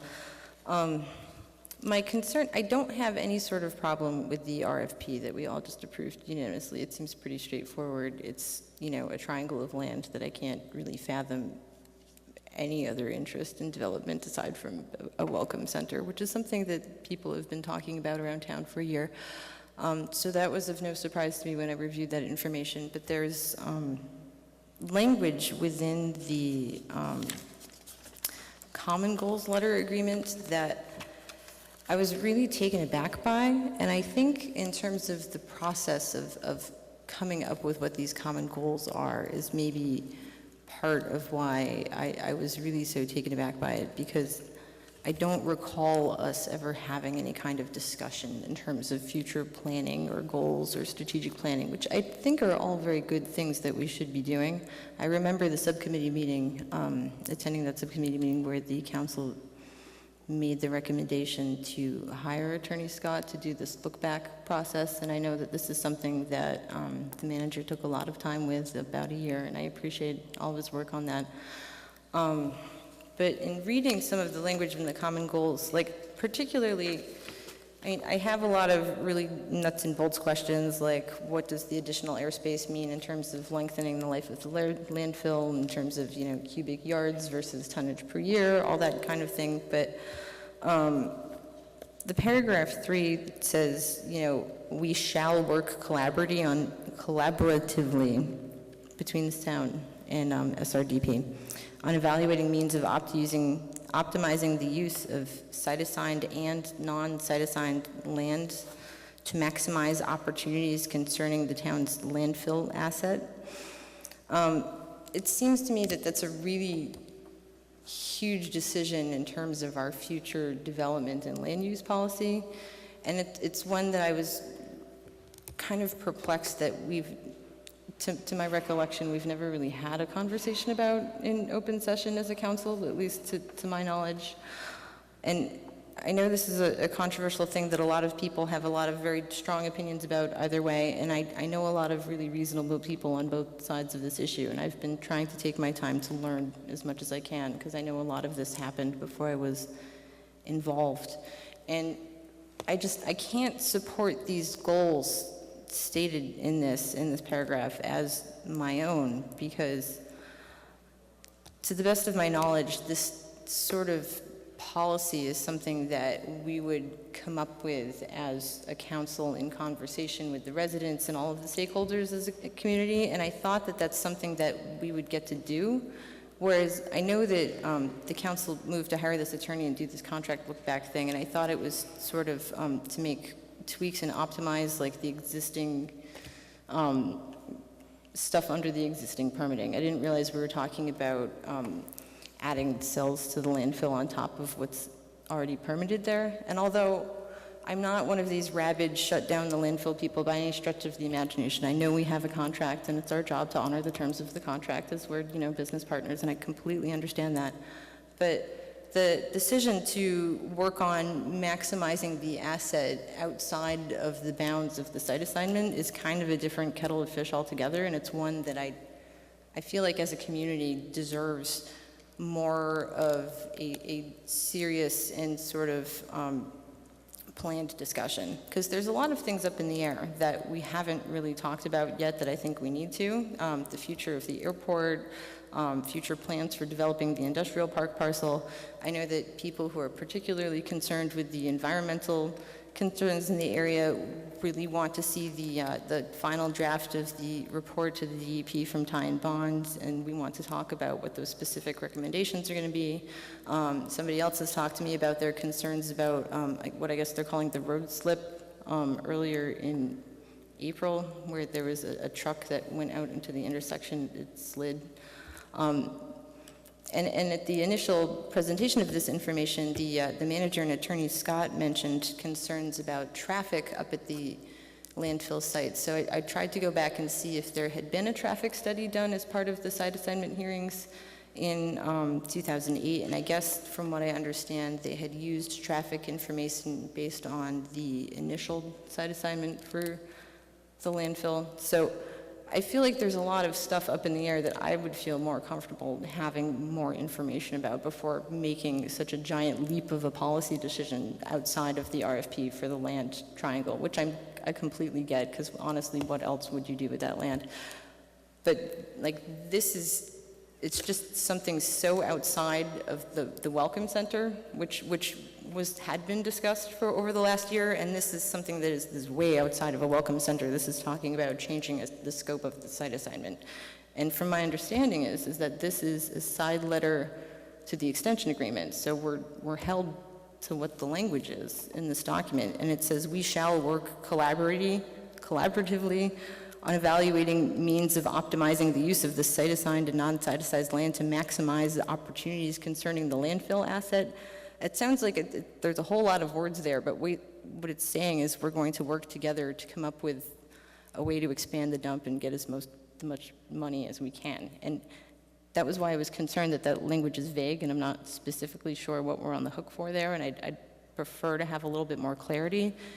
But I also think it would be good to maybe back up and have more of a strategic conversation about what our goals as a body and what everyone else's goals as a community are, and sort of come up with something that reflects that, as opposed to, and please do not take offense at this, like just what the manager and our attorney came up with Casella's attorneys, because I don't see that as a way of making those kinds of decisions. And I do respect that, we hire experts to help us in the management of the town, and I completely respect what they do day in and day out. But at the same time, in terms of specific policy decisions like that, I think that this is something that we should do our best to make sure that we're respectful of our relationship with the people who live here and the additional stakeholders within the community.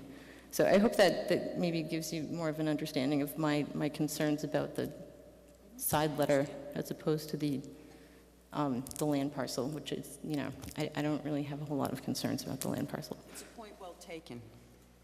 I guess I saw it a little bit differently than you. I see it more, and again, I'm just saying, you're coming at it from one angle, and I'm coming at it from something else. I'll be the first person to say, if you've never thought this, or you don't know this, I've been on this town council since 2005. I was on the council when we voted in the new contract, because the other contract would have killed this community. It would have killed this community. I can't say that enough. However, there is nobody in this town who dislikes having a landfill in their community more than myself. However, I understand that when you're handed something that might not be perfect, you do the very best you can with it, and I think we did. That's my opinion, and as a member of a 9-member board that voted this in, I sleep very well at night knowing that I did that, because I feel that we have an operator that takes much better care of us than anybody else that ever went up there or ever will. In terms of collaboratively adding on to the landfill, which apparently is your concern, and feel that this short paragraph, which is one long sentence, might be a preamble to. The way I look at it is, what we just voted in, that small little parcel of land, making a swap, so to speak, this, in my opinion, and maybe I'm being very naive, this underscores that type of an action. That there are times, I mean, that's a pretty good sized piece of property that we're talking about up there. There are pieces of that property that will never be of any use to us, that may be of use to Casella, and vice versa. And that is what I glean from this.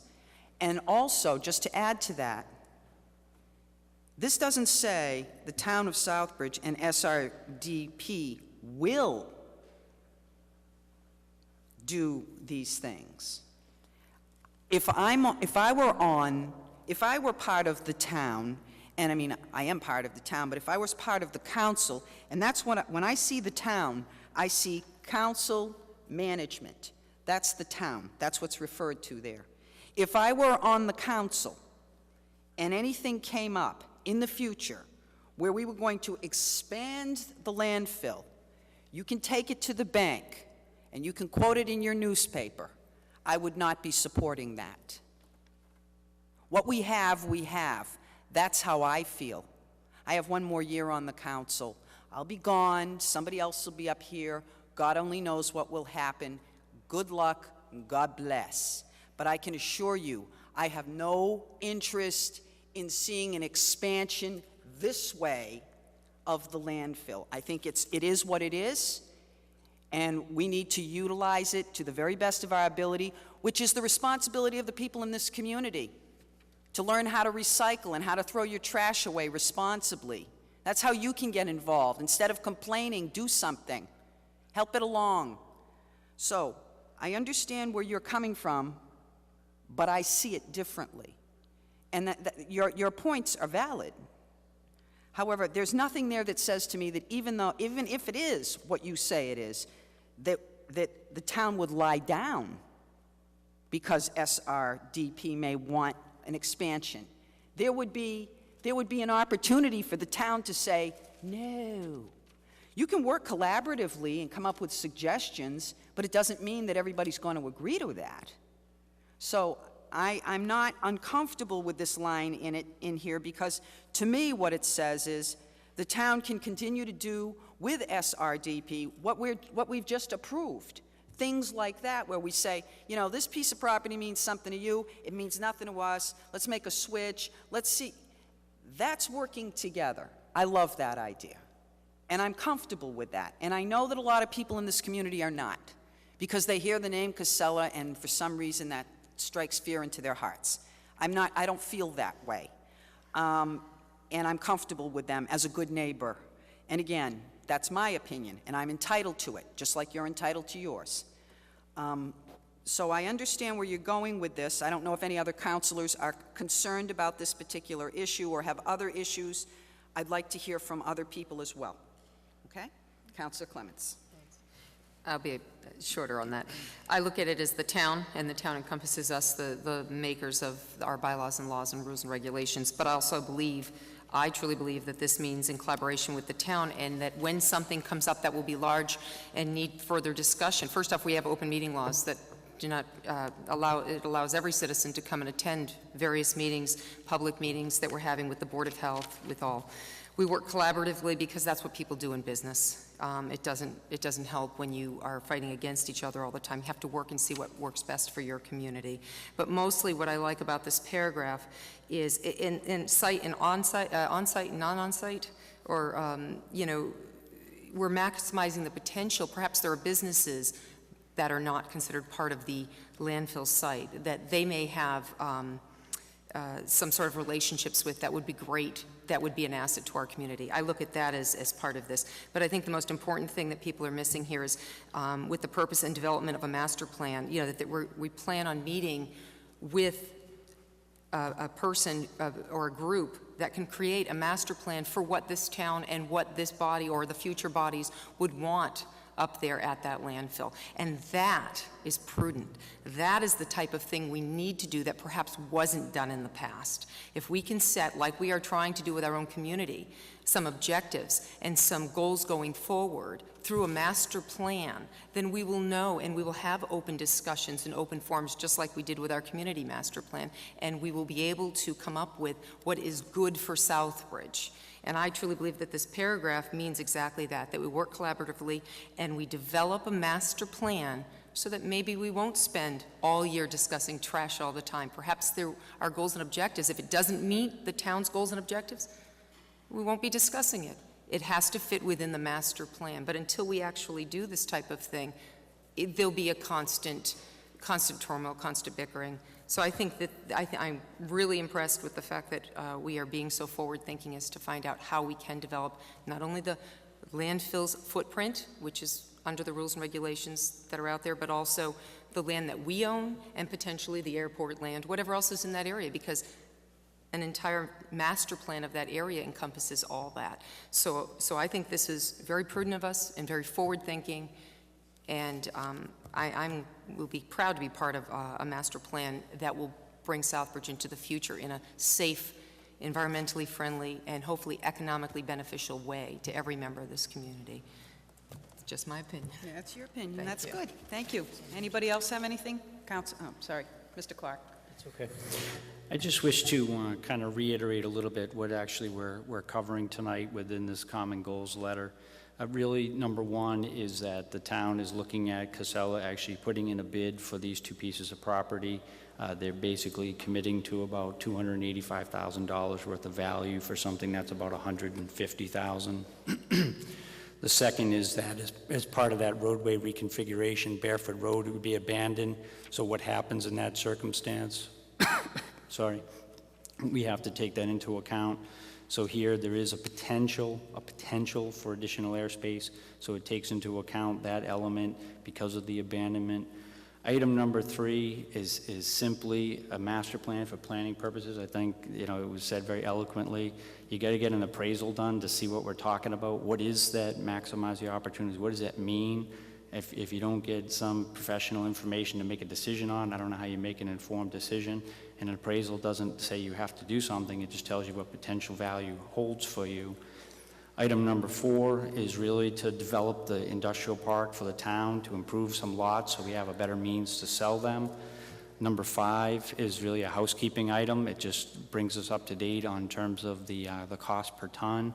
Item number 6 is that some of the material, the engine was located on airport property. It cleans up that issue. Item number 7 was gas for the park. We want to try to promote that we have a green, renewable resource to be able to fuel the park with. That's what that provides for under number 7.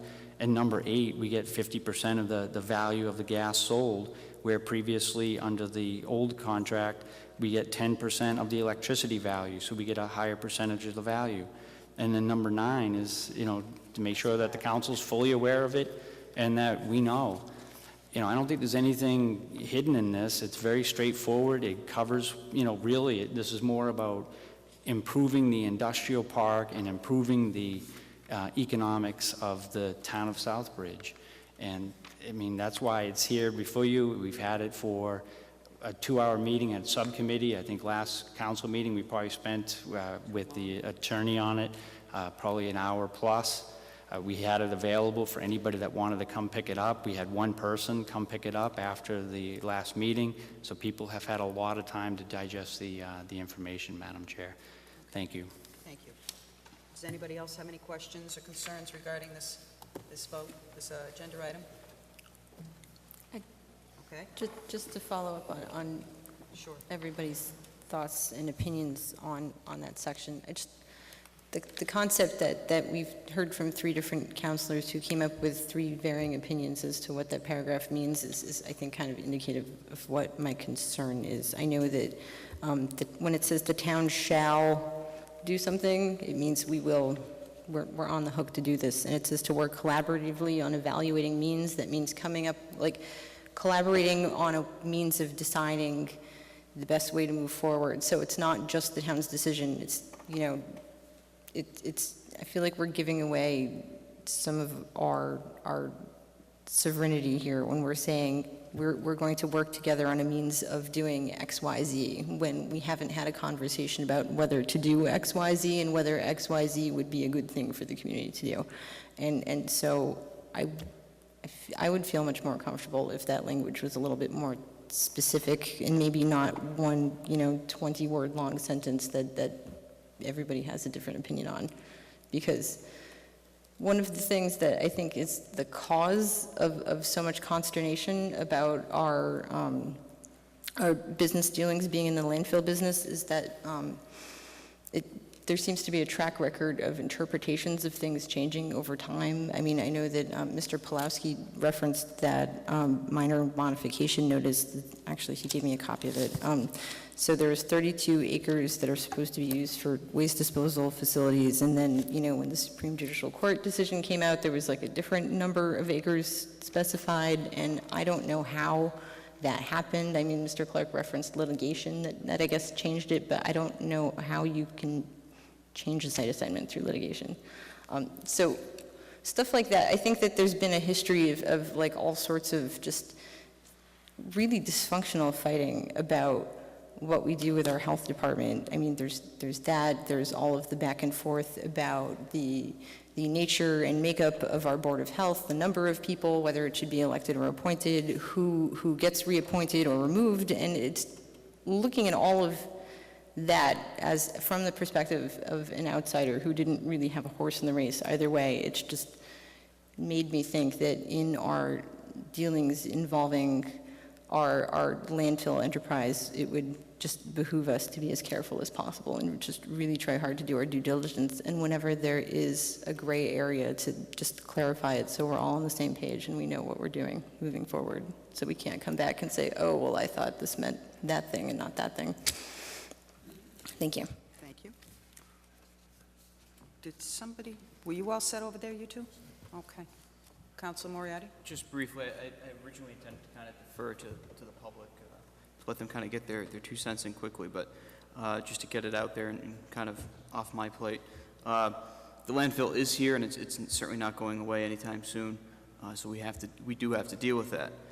That said, over the last many years, there have been a number of concerns and issues with what we do have up there, whether it was from wood recycling, Casella, whatever facility and operator. So with those concerns, I think a number of the concerns are valid concerns or issues that need to be further addressed as it is. Never mind an expanded or maximized operation. So with that in mind, on my end, I'm preferring to err on the side of caution, and I'm not going to support the Common Goals letter as a result. Thank you. Thank you, Councilor. Anything else from the council? Okay, Mr. Buxton. Thank you, Madam Chair. I did do my homework. I did pick up a copy of the agreement. I'm sorry there wasn't any public discussion about H-foot. I felt there was a few issues that even that could have had a little more homework done on the town's part. The Common Goal letter, the optimization of your landfill, if you recall, during Citizens Forum, this is a drug habit we have to kick. Sooner or later, that landfill will close. Optimizing the landfill. Optimizing the landfill. If you recall, if you Google my name, you'll see my quote from the site assignment hearings. Landfilling is an archaic dinosaur. What we're talking about is putting that archaic dinosaur on life support so we can support our habit. Just so if we can just keep free trash for the next 12, 13, 14 years, man, this town will be great because we got more trash. We got the ability to put more trash in our landfill. I'm very aware of the project. I not only pushed the Board of Health to get the Landfill Oversight Committee formed, I got it formed twice because originally it got formed and Ann Bynema, was appointed chair, we had 2 meetings. Ann Bynum was gone. I had to go back to square one as a citizen, going before the Board of Health. What about the LOC? What about the LOC? It finally gets started back up. This is one of the things I talk about, the frustrations. I know you get frustrated when citizens come up here and we don't just blind obediently follow our council, our manager, our operator. Nobody said representative government means blind obedience from your citizenship. I'm very aware of what goes on at the landfill.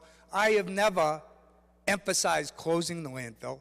The one thing I will tell this council is yes, they are operating the landfill. However, as far as the processing facility, the blue building, which I did my homework, the data information sheet from the assessor's office, as of 2006, 100% complete. Nothing's ever been done. In 2005, when Doug Casella showed me that place, it was storage for the landfill material, and guess what? I bet you go up there right now because they're working on a new cell, it's still nothing more than storage. It was supposed to be used to replace the processing facility that sits on the tarmac at the Old Wood recycling site. It's never been done. Why? Because their ambition of saying, oh, we're going to get rid of this old system, we're going to go to this new system, the DEP stepped in and said, no, you don't waste your time because landfill, demolition debris is no longer allowed to be put in landfills. What this town needs to do in the next 10 years is to have the processing facility be a zero landfill facility. Now think of it, a zero landfill facility sitting right next to an operating landfill. What does that do? That means as the zero landfill grows, it feeds off of the material going into our landfill. That's optimizing the life of our landfill. If Casella wants to put 405,000 tons into the landfill, and we have a facility drawing 50, 60, 80,000 tons off of it, that extends the life of our landfill. Why is it that we don't have a zero landfill facility located in the processing? It's a nice 20-acre lot. The building, the blue building, has been built since, I don't know when. Like I said, as of 2006, it was 100% complete. No processing is being done. Why? Because our operator makes its money on $70 per ton in the hole. They're not interested in helping us by 2023 being zero landfill. Why? Because when 2023 comes, they're going to be standing there and say, your free ride is over, here's the bill for your trash pickup. That's their business. My frustrations. I apologize to the council. That's okay. We're all frustrated with this issue. Thank you, Mr. Buxton. In my last, I please ask. This doesn't need to be done today. Common goals agreement, any side letter can be done at any time. Put some more effort behind this and get me a zero landfill processing facility. Thank you.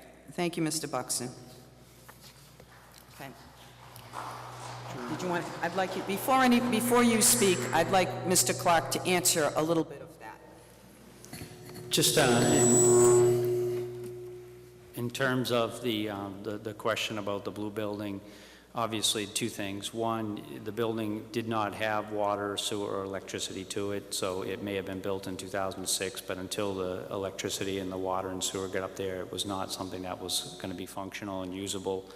So that is a product of the timing of getting the road constructed and getting those utilities up there. And then secondly, to my knowledge, there is no zero facility, zero waste facility that exists in the United States. So to ask somebody to do something that, is probably an impossibility. But I think as the council has seen in the time that I've been the manager working with the health department, You know, we took and drove the recycling rate from 16 to 30. We are moving in the right direction. You don't go from 16 to 30 to 100. It is a progressive process that requires continued thought. And administration, and I think the Board of Health Administration will continue to strive to improve as much as we can. Thank you, Madam Chair. Can I ask why, Mr. Clark, why in 2006, how come it took so long to get water and electricity up there? Do you know? Would it be by any chance because this board, this town council voted against the access road in 2005? Would that have anything to do with it? That's correct, Madam Chair. Okay. That's correct. Thank you. Thank you. Okay. Now, can we hear from you? Thank you, Madam Chair. I had a lot of things I was going to try to cover, but this is such a complex issue. There's so many questions there, and there's a lot of interpretation of what the agreement does convey us to do. There are terms like shall, which is a legally recognized term, which means we are obligated to do that thing. Shall is a very binding term in there. So I think, you know, with all the issues, there's a pending DEP report. I believe it's finalized, but it hasn't been presented again to the public. The council hasn't considered it again, which does show that there was water contamination. There's a lot of questions with that. You know, there's just so many issues there that seem to need to be answered or vetted or really have due diligence done with them. That's not to say that the town manager didn't put a lot of thought and effort. It certainly is a pretty complete document. But again, the language in there is very concerning on what it really means. So, you know, I think after hearing the chair clarify her perspective, I'm actually going to agree with the chair on what her position is, and I would suggest that she or maybe another counselor, maybe Counselor Marcucci, who's a very pragmatic counselor, maybe you should at least amend this, for all intents and purposes, it is an agreement. At least amend it so that there are circuit breakers in there, so that, you know, things change. Maybe something's going to happen in the future, in the near future, that is going to be of severe concern for this.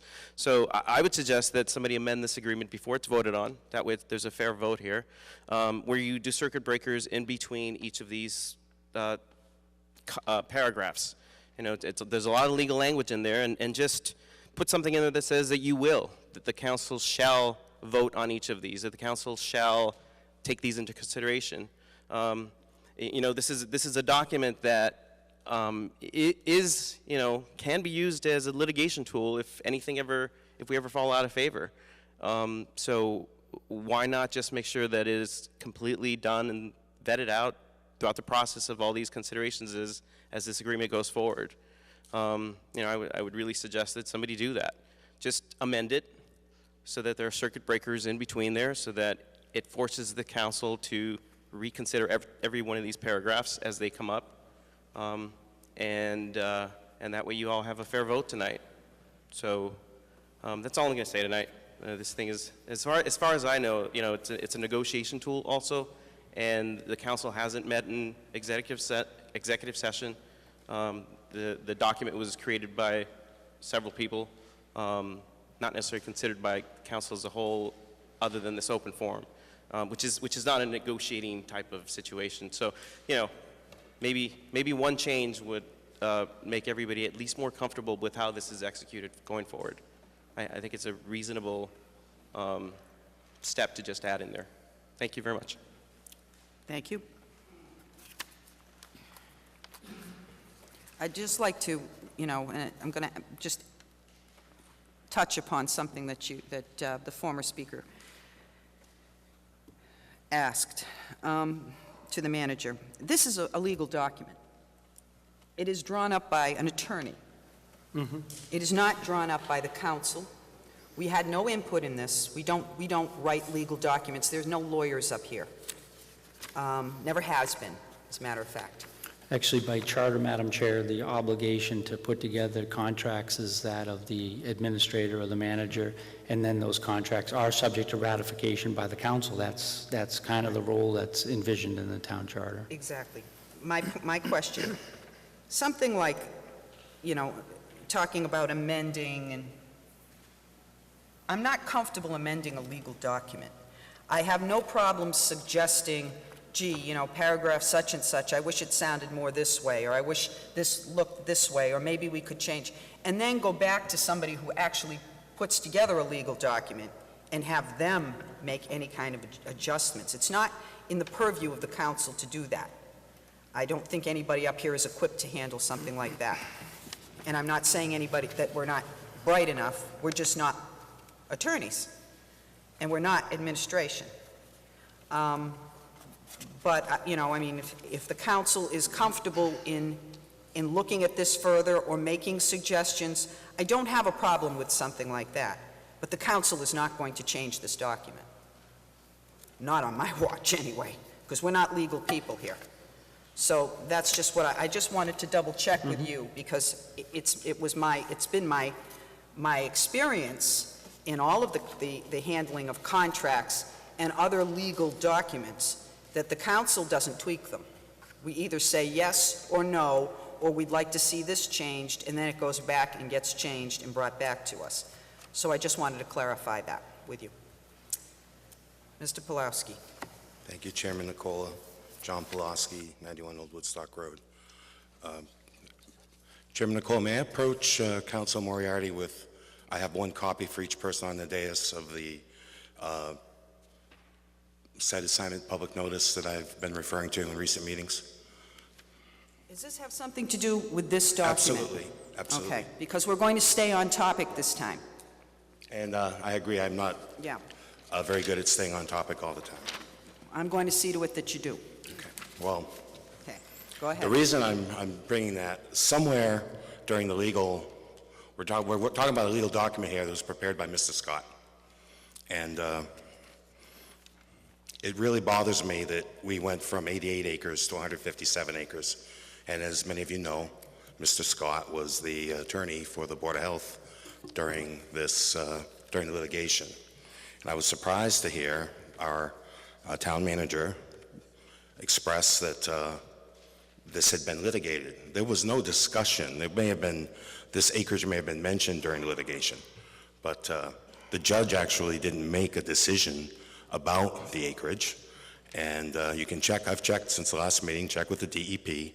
You cannot increase your acreage, even the size of a postage stamp, without a major site assignment. We only had a minor site assignment. So what I'm doing here, I'm going to possibly get myself in hot water with Mr. Clark, not Mr. Clark, but rather Mr. Scott. Somehow, and you know, it's easy to, he may have been given some bad numbers somewhere along the line. He came in a few weeks into when this was started, after that was published. But he's also the person that guaranteed during the site assignment that before there would be ever any increase of tonnage, that we would have a public hearing, and that we would be able to judge what the increase, how the landfill operator had performed at each increase. I think even Mr. Clark will concur with my statement that our tonnage has never increased even up to the first allowance. So we've never had the opportunity. We're about to triple almost the waste up there without ever having any increases. Now, what I'm getting at, and I could go on, I don't want to embarrass Mr. Scott, but there's some people, and I thought Mr. Clark took maybe a unfair beating at the last meeting regarding the placement of that electrical generator on airport property. The attorney that was representing the Board of Health when that occurred is the same attorney that we are trusting. And I'm not saying Mr. Scott is incapable. What I'm saying is this is something that may need a team of attorneys, people that are, and there aren't many specialists, because landfills are being closed all over New England, all over the country. Now, there's some, I got to address that Mr. Langevin said that the issue at the last meeting in his closing statements is that people don't like to say the word Casella. The reason I don't mention Casella, the reason I'll refer to them as the landfill operator or the landfill tenant is that Casella isn't the monster. Anybody, including the town of Southbridge, if we were going to allow 405,000 tons of garbage to come in our town, they're trying to do something that would be miraculous, to be able to do that in a way that would not hurt our health. So I don't want to make Casella the boogeyman, because they could go and sell to Waste Management or Republic Industries. Casella's not the problem. It's the technique. That's why Maine said, you can't do this anymore. That's why New Hampshire said, you can't do this anymore. That's why many states in this country said, you can't do this anymore. Now, the reason they couldn't use the water up there is because the water's too dirty. That's not Casella's fault. That happened beforehand. And I only have 5 minutes, but, and I'm saying don't do it. But if you're going to do it, please make sure. Remember, I'm sure you remember, Councilor Nikolla, they told us we were going, most favored nation status they gave us. They said we'd get the highest rates in the Commonwealth. Has Mr. Scott assured you? He wasn't here tonight. That's a question I wanted to ask permission to ask him. Has he been assured before you sign this? Because this is our chance to make the deal. Has he assured us that these are the highest rates that any town that owns the landfill is getting in the Commonwealth of Massachusetts? Even those of you that are very pro-landfill, please make sure our town gets the most we can get. I mean, even Hardwick, people are comparing Hardwick's rates. Hardwick didn't own that landfill. That was a privately held landfill. There's a lot I can go into, but do we, and I agree, Councilor Murray, no, I've never come up here and said, close the landfill. Of course not. I'm more pro-landfill than anyone in this room, perhaps. I want this landfill to be run, much like what Mr. Buxton brought up, zero waste. I think zero waste is impossible. I think you probably get 5% waste. You're always going to have waste. But we can certainly have a landfill and shoot for a 60-year goal, not a 6-year goal.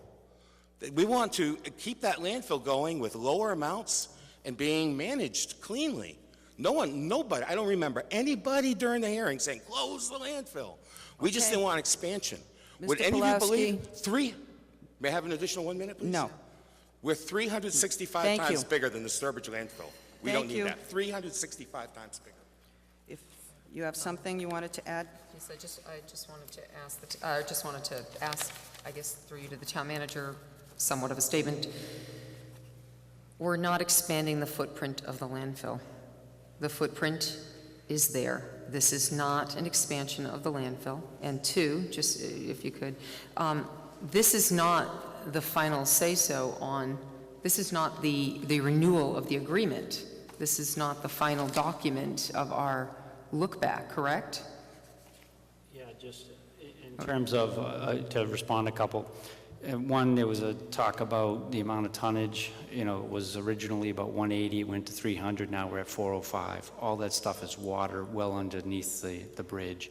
The look-back clause is 2014. Attorney Scott and I have had discussions about how do we want to compare to the most favored nation status, which I guess, for lack of a better term, we'll use that term of art.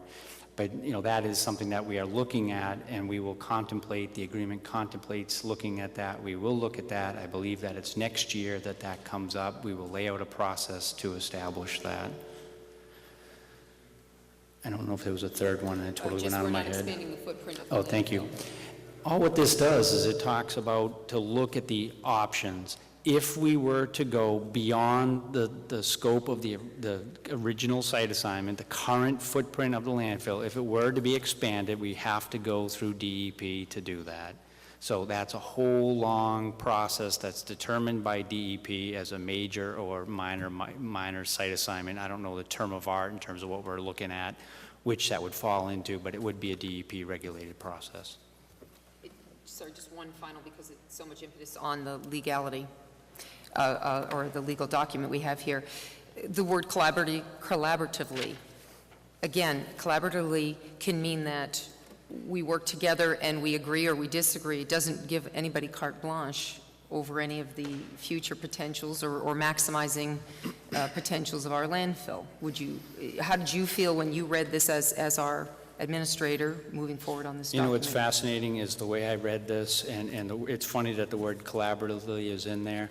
Throughout the original approved lease extension it has in there that the town will work collaboratively with Casella. This is a reiteration of what's been in the document at least 5 or 6 times.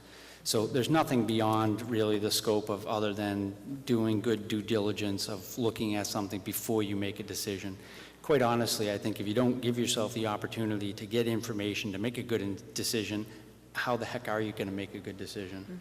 But, I mean, this issue has been this issue since I've been here, so I understand the roles people play. Thank you. Anybody else on this issue? Okay. Paul Zotos, 312 Main Street.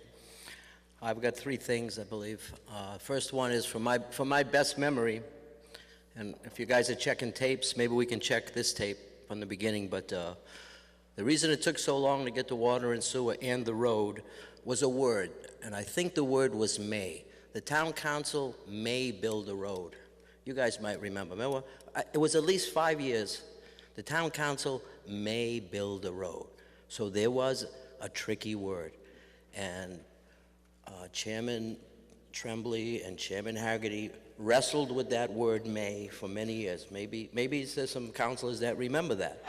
But sometimes the whole audience would giggle about that word may. They may build it, they may not someday, who knows when. And some were very serious about that word may. So we liked the chairman's idea about sending this back and having the legal people write every word correctly. Because that word may dragged out that road for 5 years. And had that happened real quick, we might be all happy in this room right now. But the word, it was one word. It took 5 years to bring the road to the table, to the ballot, to the people. That was wrong, everybody. It took too long. My other point is this thing about we can't get rid of the landfill. Well, Hardwick closed their landfill 5 years ago. A handful of people helped close it and talked enough where the town closed it. Hardwick's water supply was affected. The town of Ware's water supply will be affected someday. So everybody got nervous, and they closed that landfill. One vote, one night, in one moment. Our landfill was closed about 20 miles from here, and we closed it. But the ghost of landfill past showed up just a month ago in Hardwick. 5 years after it was closed. Mr. Zotos, this is regarding a common goals letter between the town of Southbridge and Casella, not Hardwick. I know. Are you on topic or not? Yes, I am, because that's what they said 5 years ago that we only talk about here. But 20 miles, one was closed, so we can close this one if we like to. All we have to do is decide as a town and close it, or leave it open just for us, or just for good recyclers and good haulers. We could keep it open for them, and we could keep it open for ourselves a lot longer. But for 6 states, that makes me nervous. But anyway, there was that word may. One was closed in Hardwick. 1 month ago, where was it? 1 month ago, Casella went back to Hardwick and asked to reopen a landfill that was closed for 5 years. They had a hard time closing it. It cost millions of dollars. But they went back, and Hardwick said emphatically, absolutely not. So after 5 years of being closed, they tried to bring thousands of tons of contaminated soil to Hardwick 5 years after it was closed.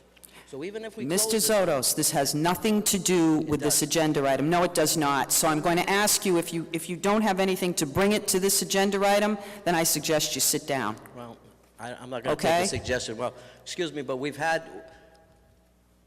this discussion for a long time, and I want everybody to know all the information that Right, this but is that what they're has trying nothing to to do. do with us. No, but if they're trying to do that 20 miles, Right, that's got nothing to do with the common goals I letter. have some questions. Are they going to try to bring that contaminated soil to Southbridge? Is my first question. Second question is, we all liked your suggestion about letting legal people reword this correctly, and could we do that?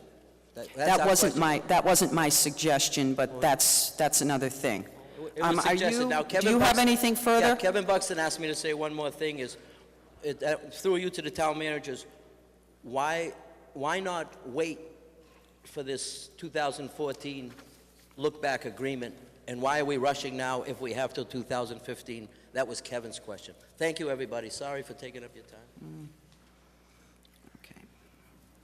I find it interesting that something that took 2 years to negotiate is a rushed process. I mean, it's been a long time coming, so, you know, in terms of this, I don't believe it's rushed. And number two, this is about an industrial park. Okay. Anybody else? Counselor? I have a question about the tie-in bond report that was submitted as Exhibit E of the side letter that we're voting on this evening. I don't know how much the draft objectives and assumptions apply to what the plan is moving forward on this, but I was kind of concerned about the volume calculations and the values attached to those volume calculations. They were done in yardage, and I know that the extension agreement deals with municipal solid waste in terms of tonnage, and I've had a hard time figuring out what the moving barefoot road and using that airspace would do in terms of... What section are we referring to?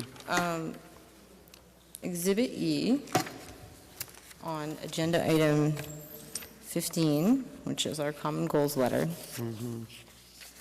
And I tried to ask this question at the previous meeting, but I wasn't able to get an answer for it. There's some work doing, they had done some work doing volume calculations for different configurations of the Southbridge landfill.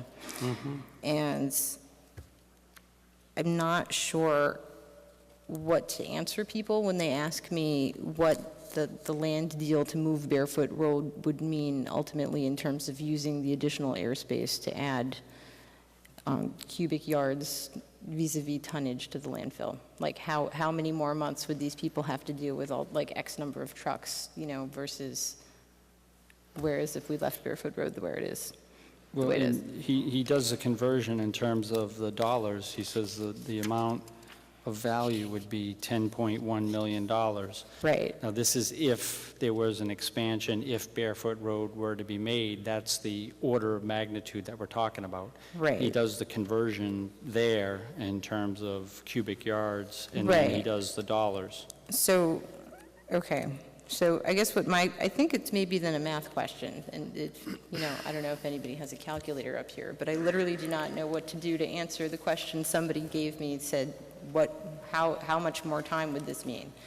I know that the ultimate revenue based on the yardage that they estimated is $10.7 million, and then that's the total figure based on the tipping fees that they specified. There's like a tipping fee of $70 a ton for waste, and then there's a separate tipping fee of $20 a ton for soil, and I don't know if that means that we would be taking in contaminated soil, which raises a separate question of what types of contamination and what kind, because if we're charging people $20 a ton for soil, I'm assuming that means there must be something wrong with it, because they would want to bring it to us.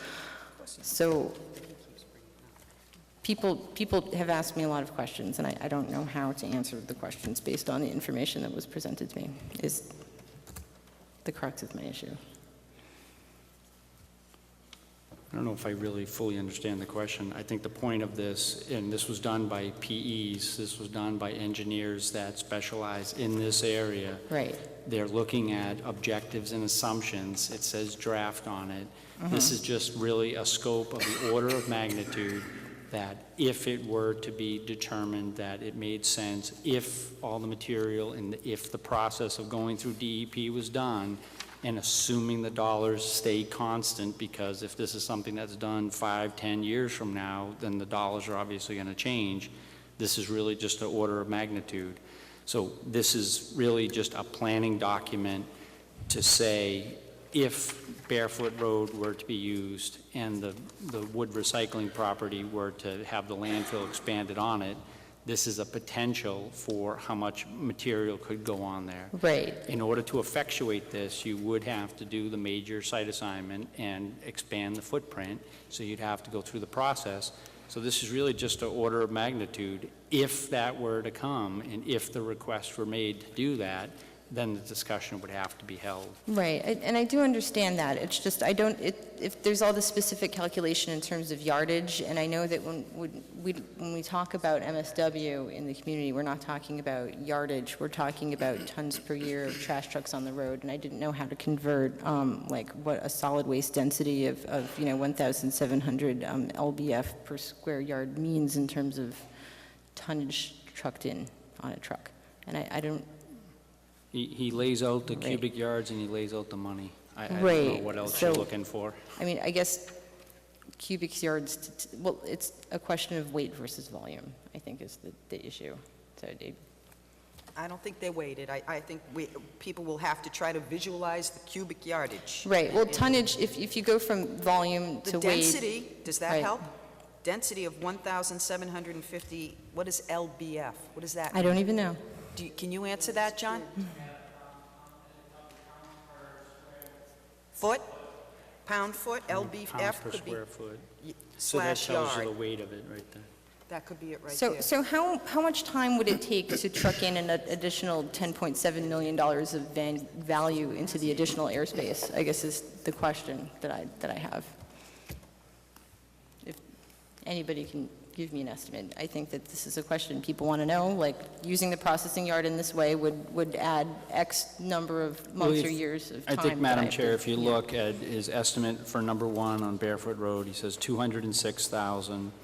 And then the other, task 2, which is by the landfill flare, he talks about 180,000 yards at 400,000 yards of material, or actually it's tons of material. We're talking probably about an additional year of life as an approximation.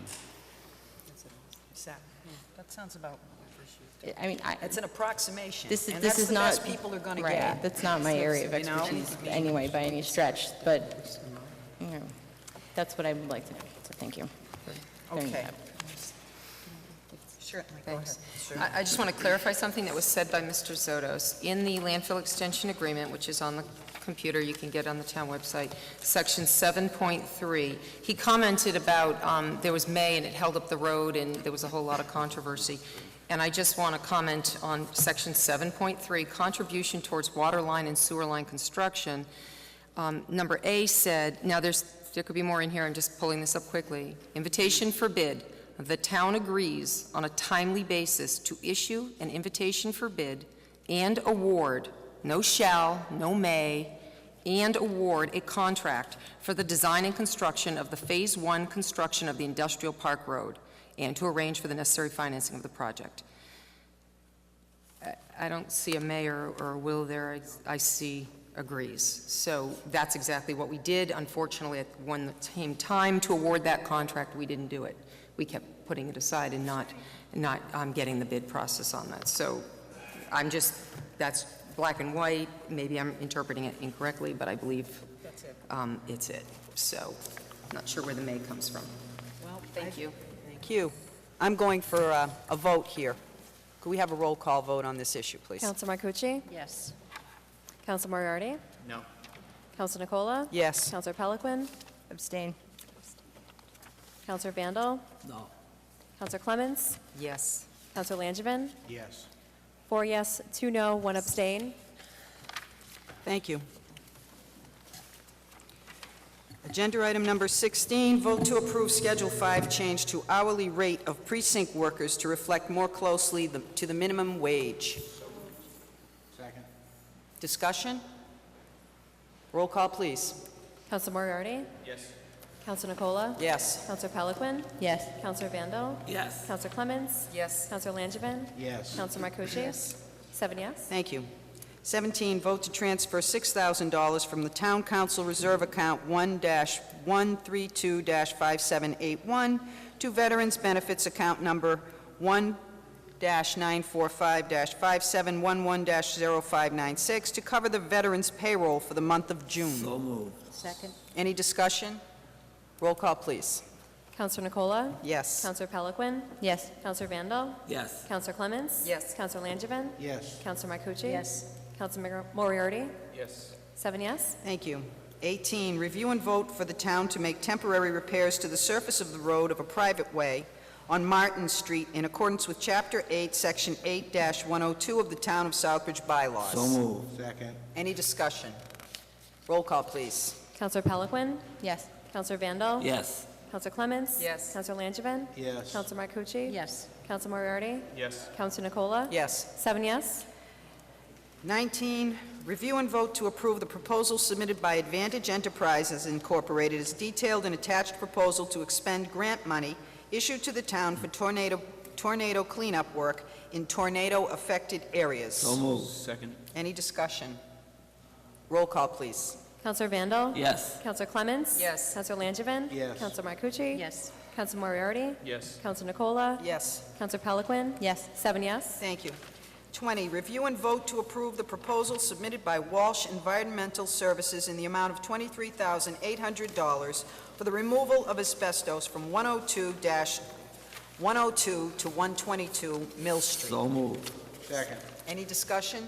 Just briefly. Certainly. I think it's, I know it does cost us money, but I think it's a great thing that, that we're doing in terms of kind of getting rid of a lot of these derelict properties.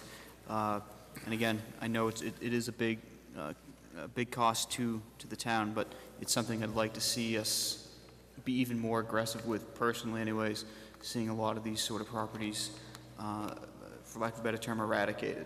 Thank you. I agree. Thank you. Roll call, please. Counselor Clements? Yes. Counselor Langevin? Yes. Counselor Marcucci? Yes. Counselor Moriarty? Yes. Counselor Nikolla? Yes. Counselor Peloquin? Yes. Counselor Vandal? Yes. 7 yes. Thank you. Okay, agenda item number 21. Before I read this, I'm going to entertain a motion to add a word to it, because otherwise it's kind of like nothing. It reads, vote to commence the third reading of the revised bylaw per changes made by the town attorney. That's lovely. Which bylaw? I'd like it to see the amendment read, vote to commence the third reading of the revised marijuana bylaw per changes made by the town attorney. Second. I would like to move to not vote on this agenda item this evening. And I hate to add to a delay to this, because I know that we've put this off for a long time to cover all of the questions about it. And I thank you very much for that. But as it's written, I'm concerned that it is not in compliance with the open meeting law, and I don't want anybody to file a complaint, given that you... Could you clarify what you mean by it's not in compliance with the open meeting law? You can't have a third reading of a bylaw when you didn't specify what bylaw you're going to be voting on, and this agenda item doesn't say what bylaw we're voting on. And I'm concerned that it's too vague and it doesn't pass muster in terms of the law. And I'm disappointed about this. I was kind of disappointed when I saw the agenda item written the way it was. I didn't get my packet until Friday. I went Thursday night. It wasn't there for some reason. Okay, this is what, no, excuse me, this is what I'm going to do, because this, by the next meeting on May 20th, this is going in, it's going to be voted in, and I never want to see it in front of me again, because this is ridiculous. I agree. I want this to read, vote to commence the third reading of the revised marijuana bylaw per changes made by the town attorney, and I want the changes. I don't want to be looking at what was already. This is not the changes. I've had to cross things out. I want it corrected. So I would like to entertain a motion to set this aside to the next meeting with the correction of the revised marijuana bylaw, and I want the actual marijuana bylaw revision in front of me so that I can read it at the next meeting, and that will be the end of it. Can I have a motion to that, to say that? Second. This is getting, it's going crazy on this. Excuse me, just one moment, Madam Chair. Could you just add the section 7302, because it's actually the prohibition of intoxicating liquors and marijuana bylaw? Fine. So if we could at least put section 7302 in that request. Absolutely. Okay. As clear as possible. I want to see it once and done. This is ridiculous. So we're postponing. I could have grown an ounce of pot in all the time it's taken to put this thing together.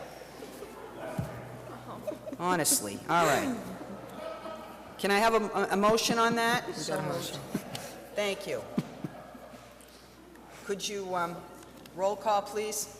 Counselor Langevin? Yes. Counselor Marcucci? Yes. Counselor Moriarty? Yes. Counselor Nikolla? Yes. Counselor Peloquin? Yes. Counselor Vandal? Yes. Counselor Clements? Yes. 7 yes. Thank you. Agenda item number 22, Councilors Forum. Counselor Vandal, how you doing? Thank you. Thank you.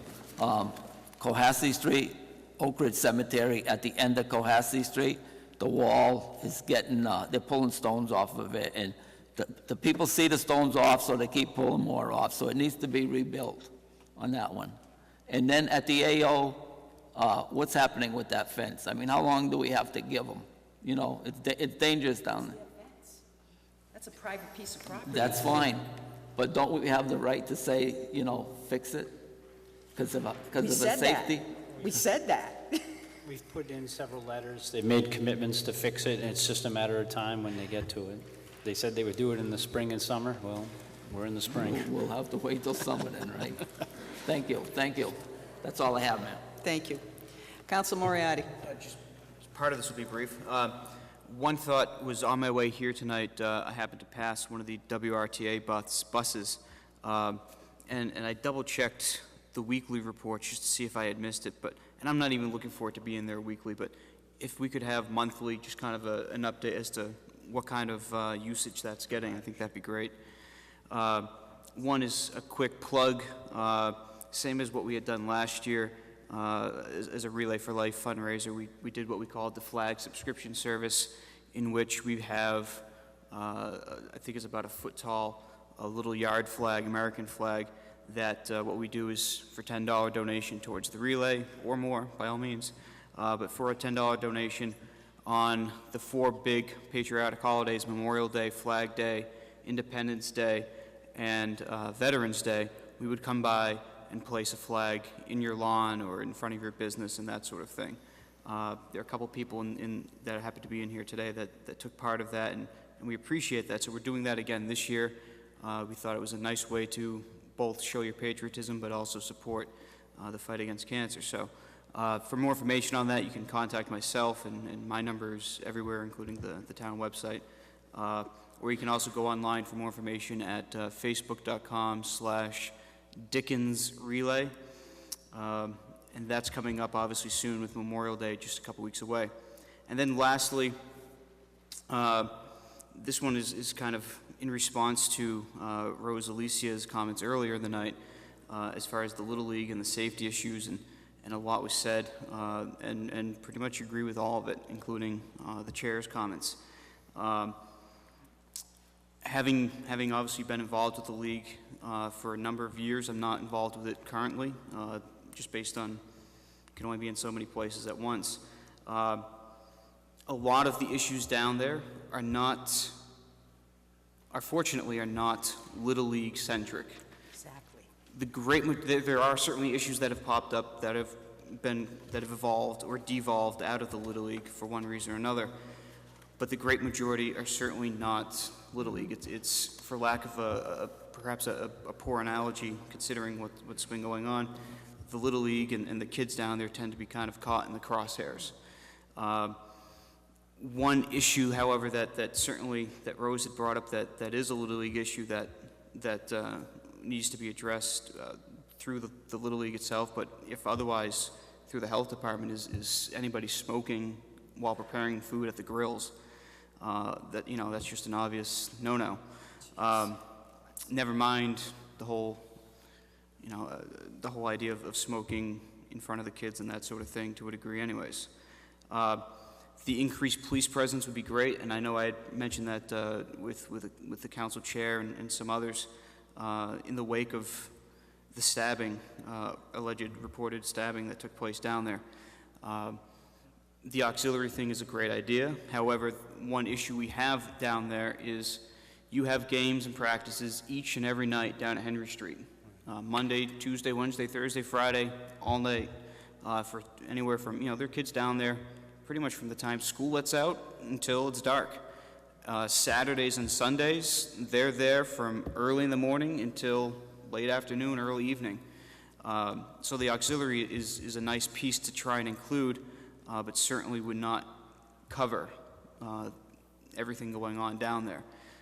There have been issues down there with whether they're empty syringes founded, condoms found down there, drugs, numerous types of violence. They have, one of the biggest issues that used to drive me nuts down there was you will have kids on four-wheelers, three-wheelers, or, for lack of a better term, the crotch rockets, flying through in between fields, racing between families. And we can call the police, but by the time they get down there, not that Mechanic Street to Henry Street's a long ride, but by the time they get down there, they're either gone, or there's not much you can do when they can fly up into the woods and disappear. So there are certainly a lot of issues down there. And personally, I'd love to see a new field outside of Henry Street. I think a lot of people would. I also know there's a lot of money involved with that coming to fruition. I know that 10 plus years ago, the league had tentative plans and a tentative deal in place to move up to what is ultimately now the new high school. And that fell through based on a number of issues. With that, one thought I had, and I've mentioned it to a couple people in passing, in response to Councilor Langevin last meeting mentioning the airport and potentially developing that for another industrial park and that sort of thing, considering the acreage. That, to me, granted, it's right next to the landfill, and I know what everybody thinks there, but that, to me, considering it's a flat, empty area, somewhat secluded in terms of the urban development, is a place that I'd love to see potentially something being done, whether it's through grants, fundraising, and or town assistance. Other than that, I don't recall if it was Rose or somebody up here that had made the comment about trying to shift games around. I could tell you, as someone who scheduled the games for most of the last 10 years, it just doesn't work. We have currently in the town, there's access to the two Little League fields at Henry Street. There is access to West Street Fields, which has a small softball field, which is Little League-wise is used for t-ball, maybe coach pitch. There is then the big full regulation field in the back, which is shared with Mary E. Wells, occasionally with the JV baseball program. And previously, although I don't believe they're currently active, Trinity had a baseball team, as well as AAU and other teams like that. After this year, though, Wells won't, the middle school won't be using that field, will they? They'll be using the one up at the school. Well, they only have one field at one baseball field at the new high school, and that would leave you with a varsity, a JV, and a middle school team, and then hopefully down the road a freshman team using one field. And as They only have one baseball field? One baseball, one softball. And as someone who One at softball. Shepherd Hill, we've got one softball field, and I coach one of the softball teams, another guy coaches the other, and that's tough just with two teams using one field, never mind three. And then we've got Morris Street, which, if you look at the sign, still states it's Lassie League Field, and the Lassie League has been defunct for several years, but T-ball, no? Little League is still up there in some extent with T-ball and coach pitch. The biggest issue, however, is the fields that are down at Henry Street are your traditional Little League fields, which we have no other fields in town that are of those dimensions that would work in terms of Little League rules, Little League tournaments, Little League insurance, that sort of thing. So those kids are stuck there until something else comes about. And that's one of the unfortunate things. Going up to Cole Ave would be great, but again, unless one or both of those fields were somehow converted, which is certainly, I would imagine, a possibility, depending on what the current... Eventually, not now. Right. We're not going to make... Right. And but depending on what the high school does as far as their athletics, if they're going to keep West Street, if they're going to go to the high school, the old high school, et cetera, those may be options. But, those kids from ages 8 through 12 have no place to go outside of Henry Street at this time. Beyond that, to compete, I don't mean to make this into a Little League meeting, beyond that, to compete with AAU and those sort of leagues that are swallowing and killing Little League programs in general, Little League has introduced what they call I believe it's called the 50-70 or the intermediate, which is, it's basically a halfway step between your traditional Little League and your full-sized, school-sized fields. So the pitcher's mound is 50 feet instead of 45 or 60 feet, et cetera, et cetera. Currently, the town doesn't have anything to fit that. Little League has mandated that it has to be offered, and it's basically everybody's kind of trying to find ways to accommodate that and meet those requirements. So that if we do, as a town, look towards doing something, or in conjunction with the Little League or the rec department, look towards doing something to help those kids and get them out of a difficult place, that's something that obviously should be considered in my point of view. And I think I'll leave it at that as far as the Little League lecture for the day. Thank you. Yep, thank you. Councilor Peliquin? I have a few brief items tonight, thank you, Madam Chair. The first is the distressed properties grants available that were mentioned in the Beacon. I was very excited to hear about this because I think distressed and abandoned properties in town are a really huge impact in terms of our economic development and our real estate market, and just generally it just makes the town look bad to have these distressed and abandoned properties. So I would encourage, I'm not sure whether this would fall under the planning department or which, or maybe the inspections department, but I would love for somebody to take a look at it. It's called the Abandoned Housing Initiative Receivership. It was founded as part of a nationwide state-federal settlement over unlawful foreclosures, and it's intended to help revitalize neighborhoods that were hit hard by the foreclosure crisis, which I think would definitely apply to some areas of town. So I would encourage you to look into that, because this is something really important we should work on. The other thing, given that the ball fields in town have been such a topic of conversation this evening, I'd like to add, somebody had talked to me about some ongoing issues at Lower West Street Field. I guess there had been some complaints about the fencing and the drainage and the handicap accessibility about a year ago. I went down there like this past week. There's a fence that's falling over right next to a line where kids play. There's a few areas that look like the field isn't draining properly. And this is kind of a similar concern for me, actually, because when people come for these league games from out of town, there's all these families from out of town bringing their children to play on fields, and this is their impression of Southbridge. So definitely this is an area I feel like in terms of, it's almost like a showcase for the community. We should really try to do our best to make sure that they're something that are not embarrassing. And right now, the condition of some of the areas, it's not something that I'm personally proud of. I did kind of want to mention the note you passed me. I mean, although I was trying to be nice. I do appreciate your feedback. It feels really inappropriate to have somebody up here pass me a note in terms of transparency. I know that you're not supposed to have communications across the dais that aren't part of the full meeting, and this is something I hear a lot from people. Like, why are all these people whispering when you're talking?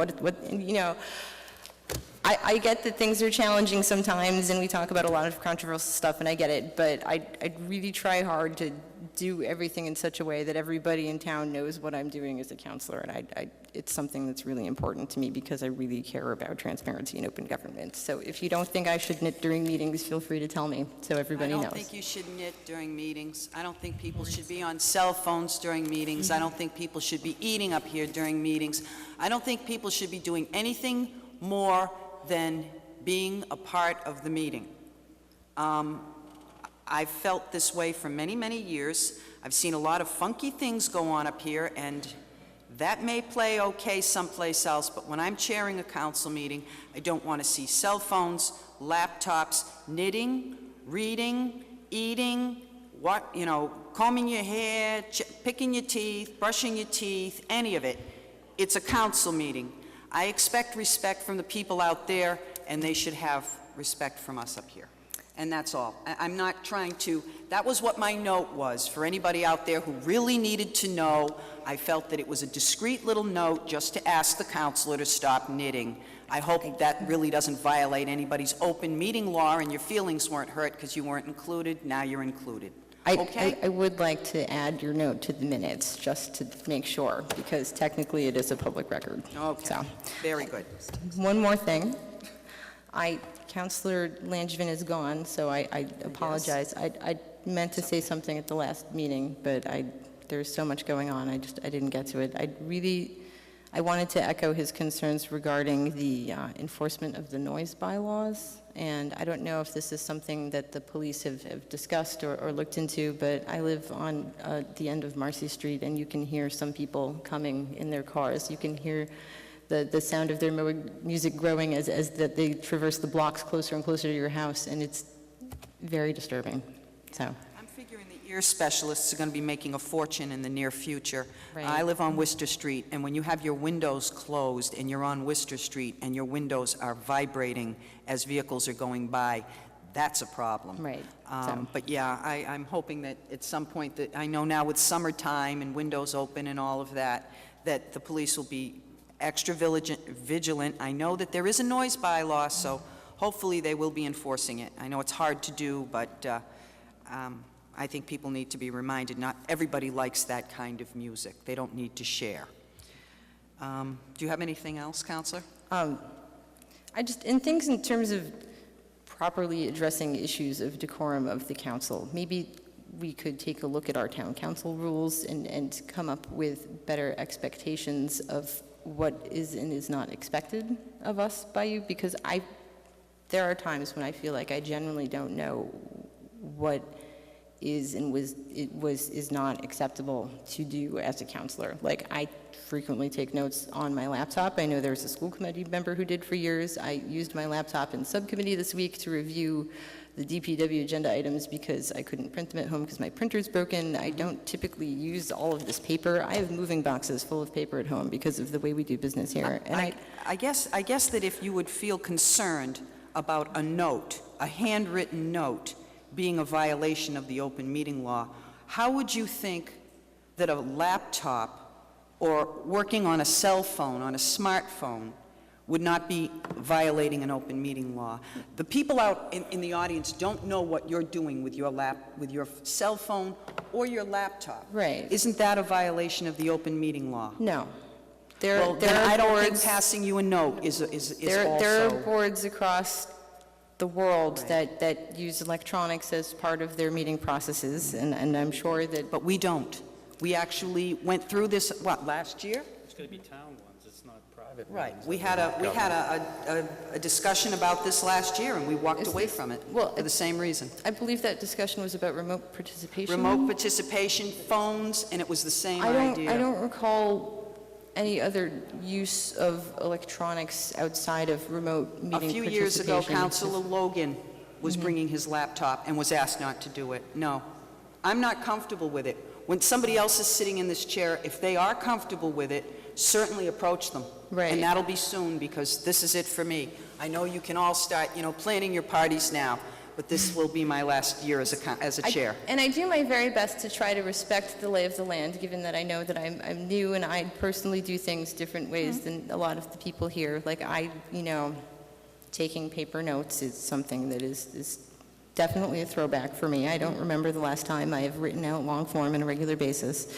But that being said, I do generate a lot of material electronically. I use electronic communications, and I don't want to pat myself on the back, but public records law is something that I'm very interested in from an intellectual perspective. So if anybody wants to see any of my electronic notes someday or read any email I've generated in my capacity as a counselor, you are totally welcome. And this goes to anybody out there watching TV. If you want to submit me a public records request, I will honor it, because I have nothing to hide about anything I do as a counselor. And I don't want people to think that just because I'm a millennial digital native type that I don't respect what I do here in terms of working for other people and wanting other people to know exactly everything I do as a counselor. So in the future, I think this is something that I would like the council to discuss, and if it is not while you're the chair, then that's okay.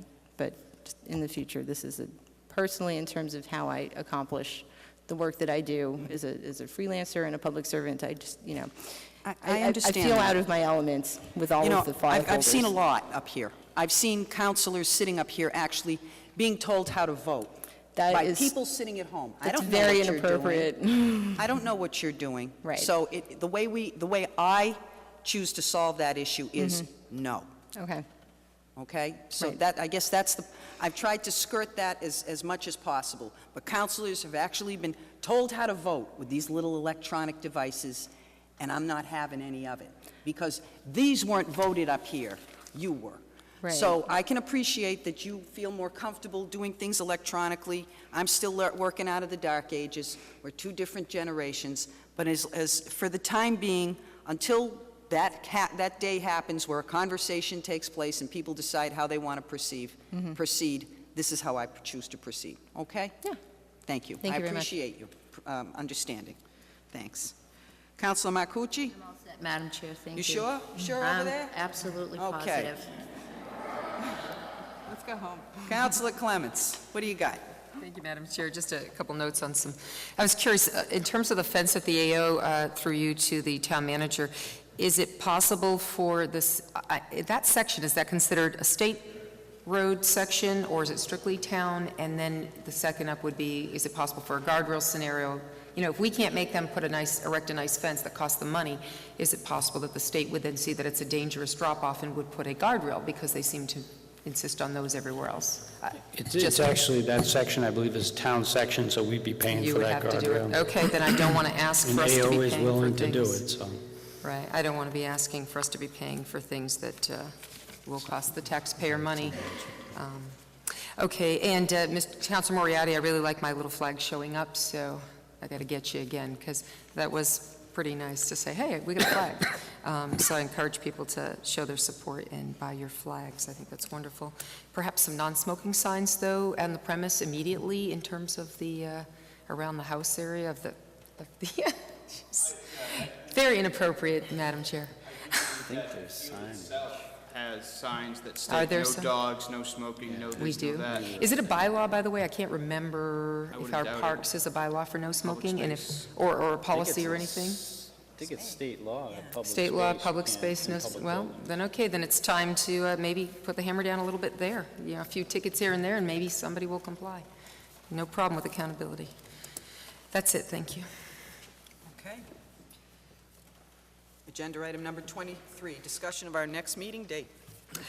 That will be Monday, May 20th, 2013, immediately after the FY 2014 budget, which starts at 6:30. So immediately following, we will start.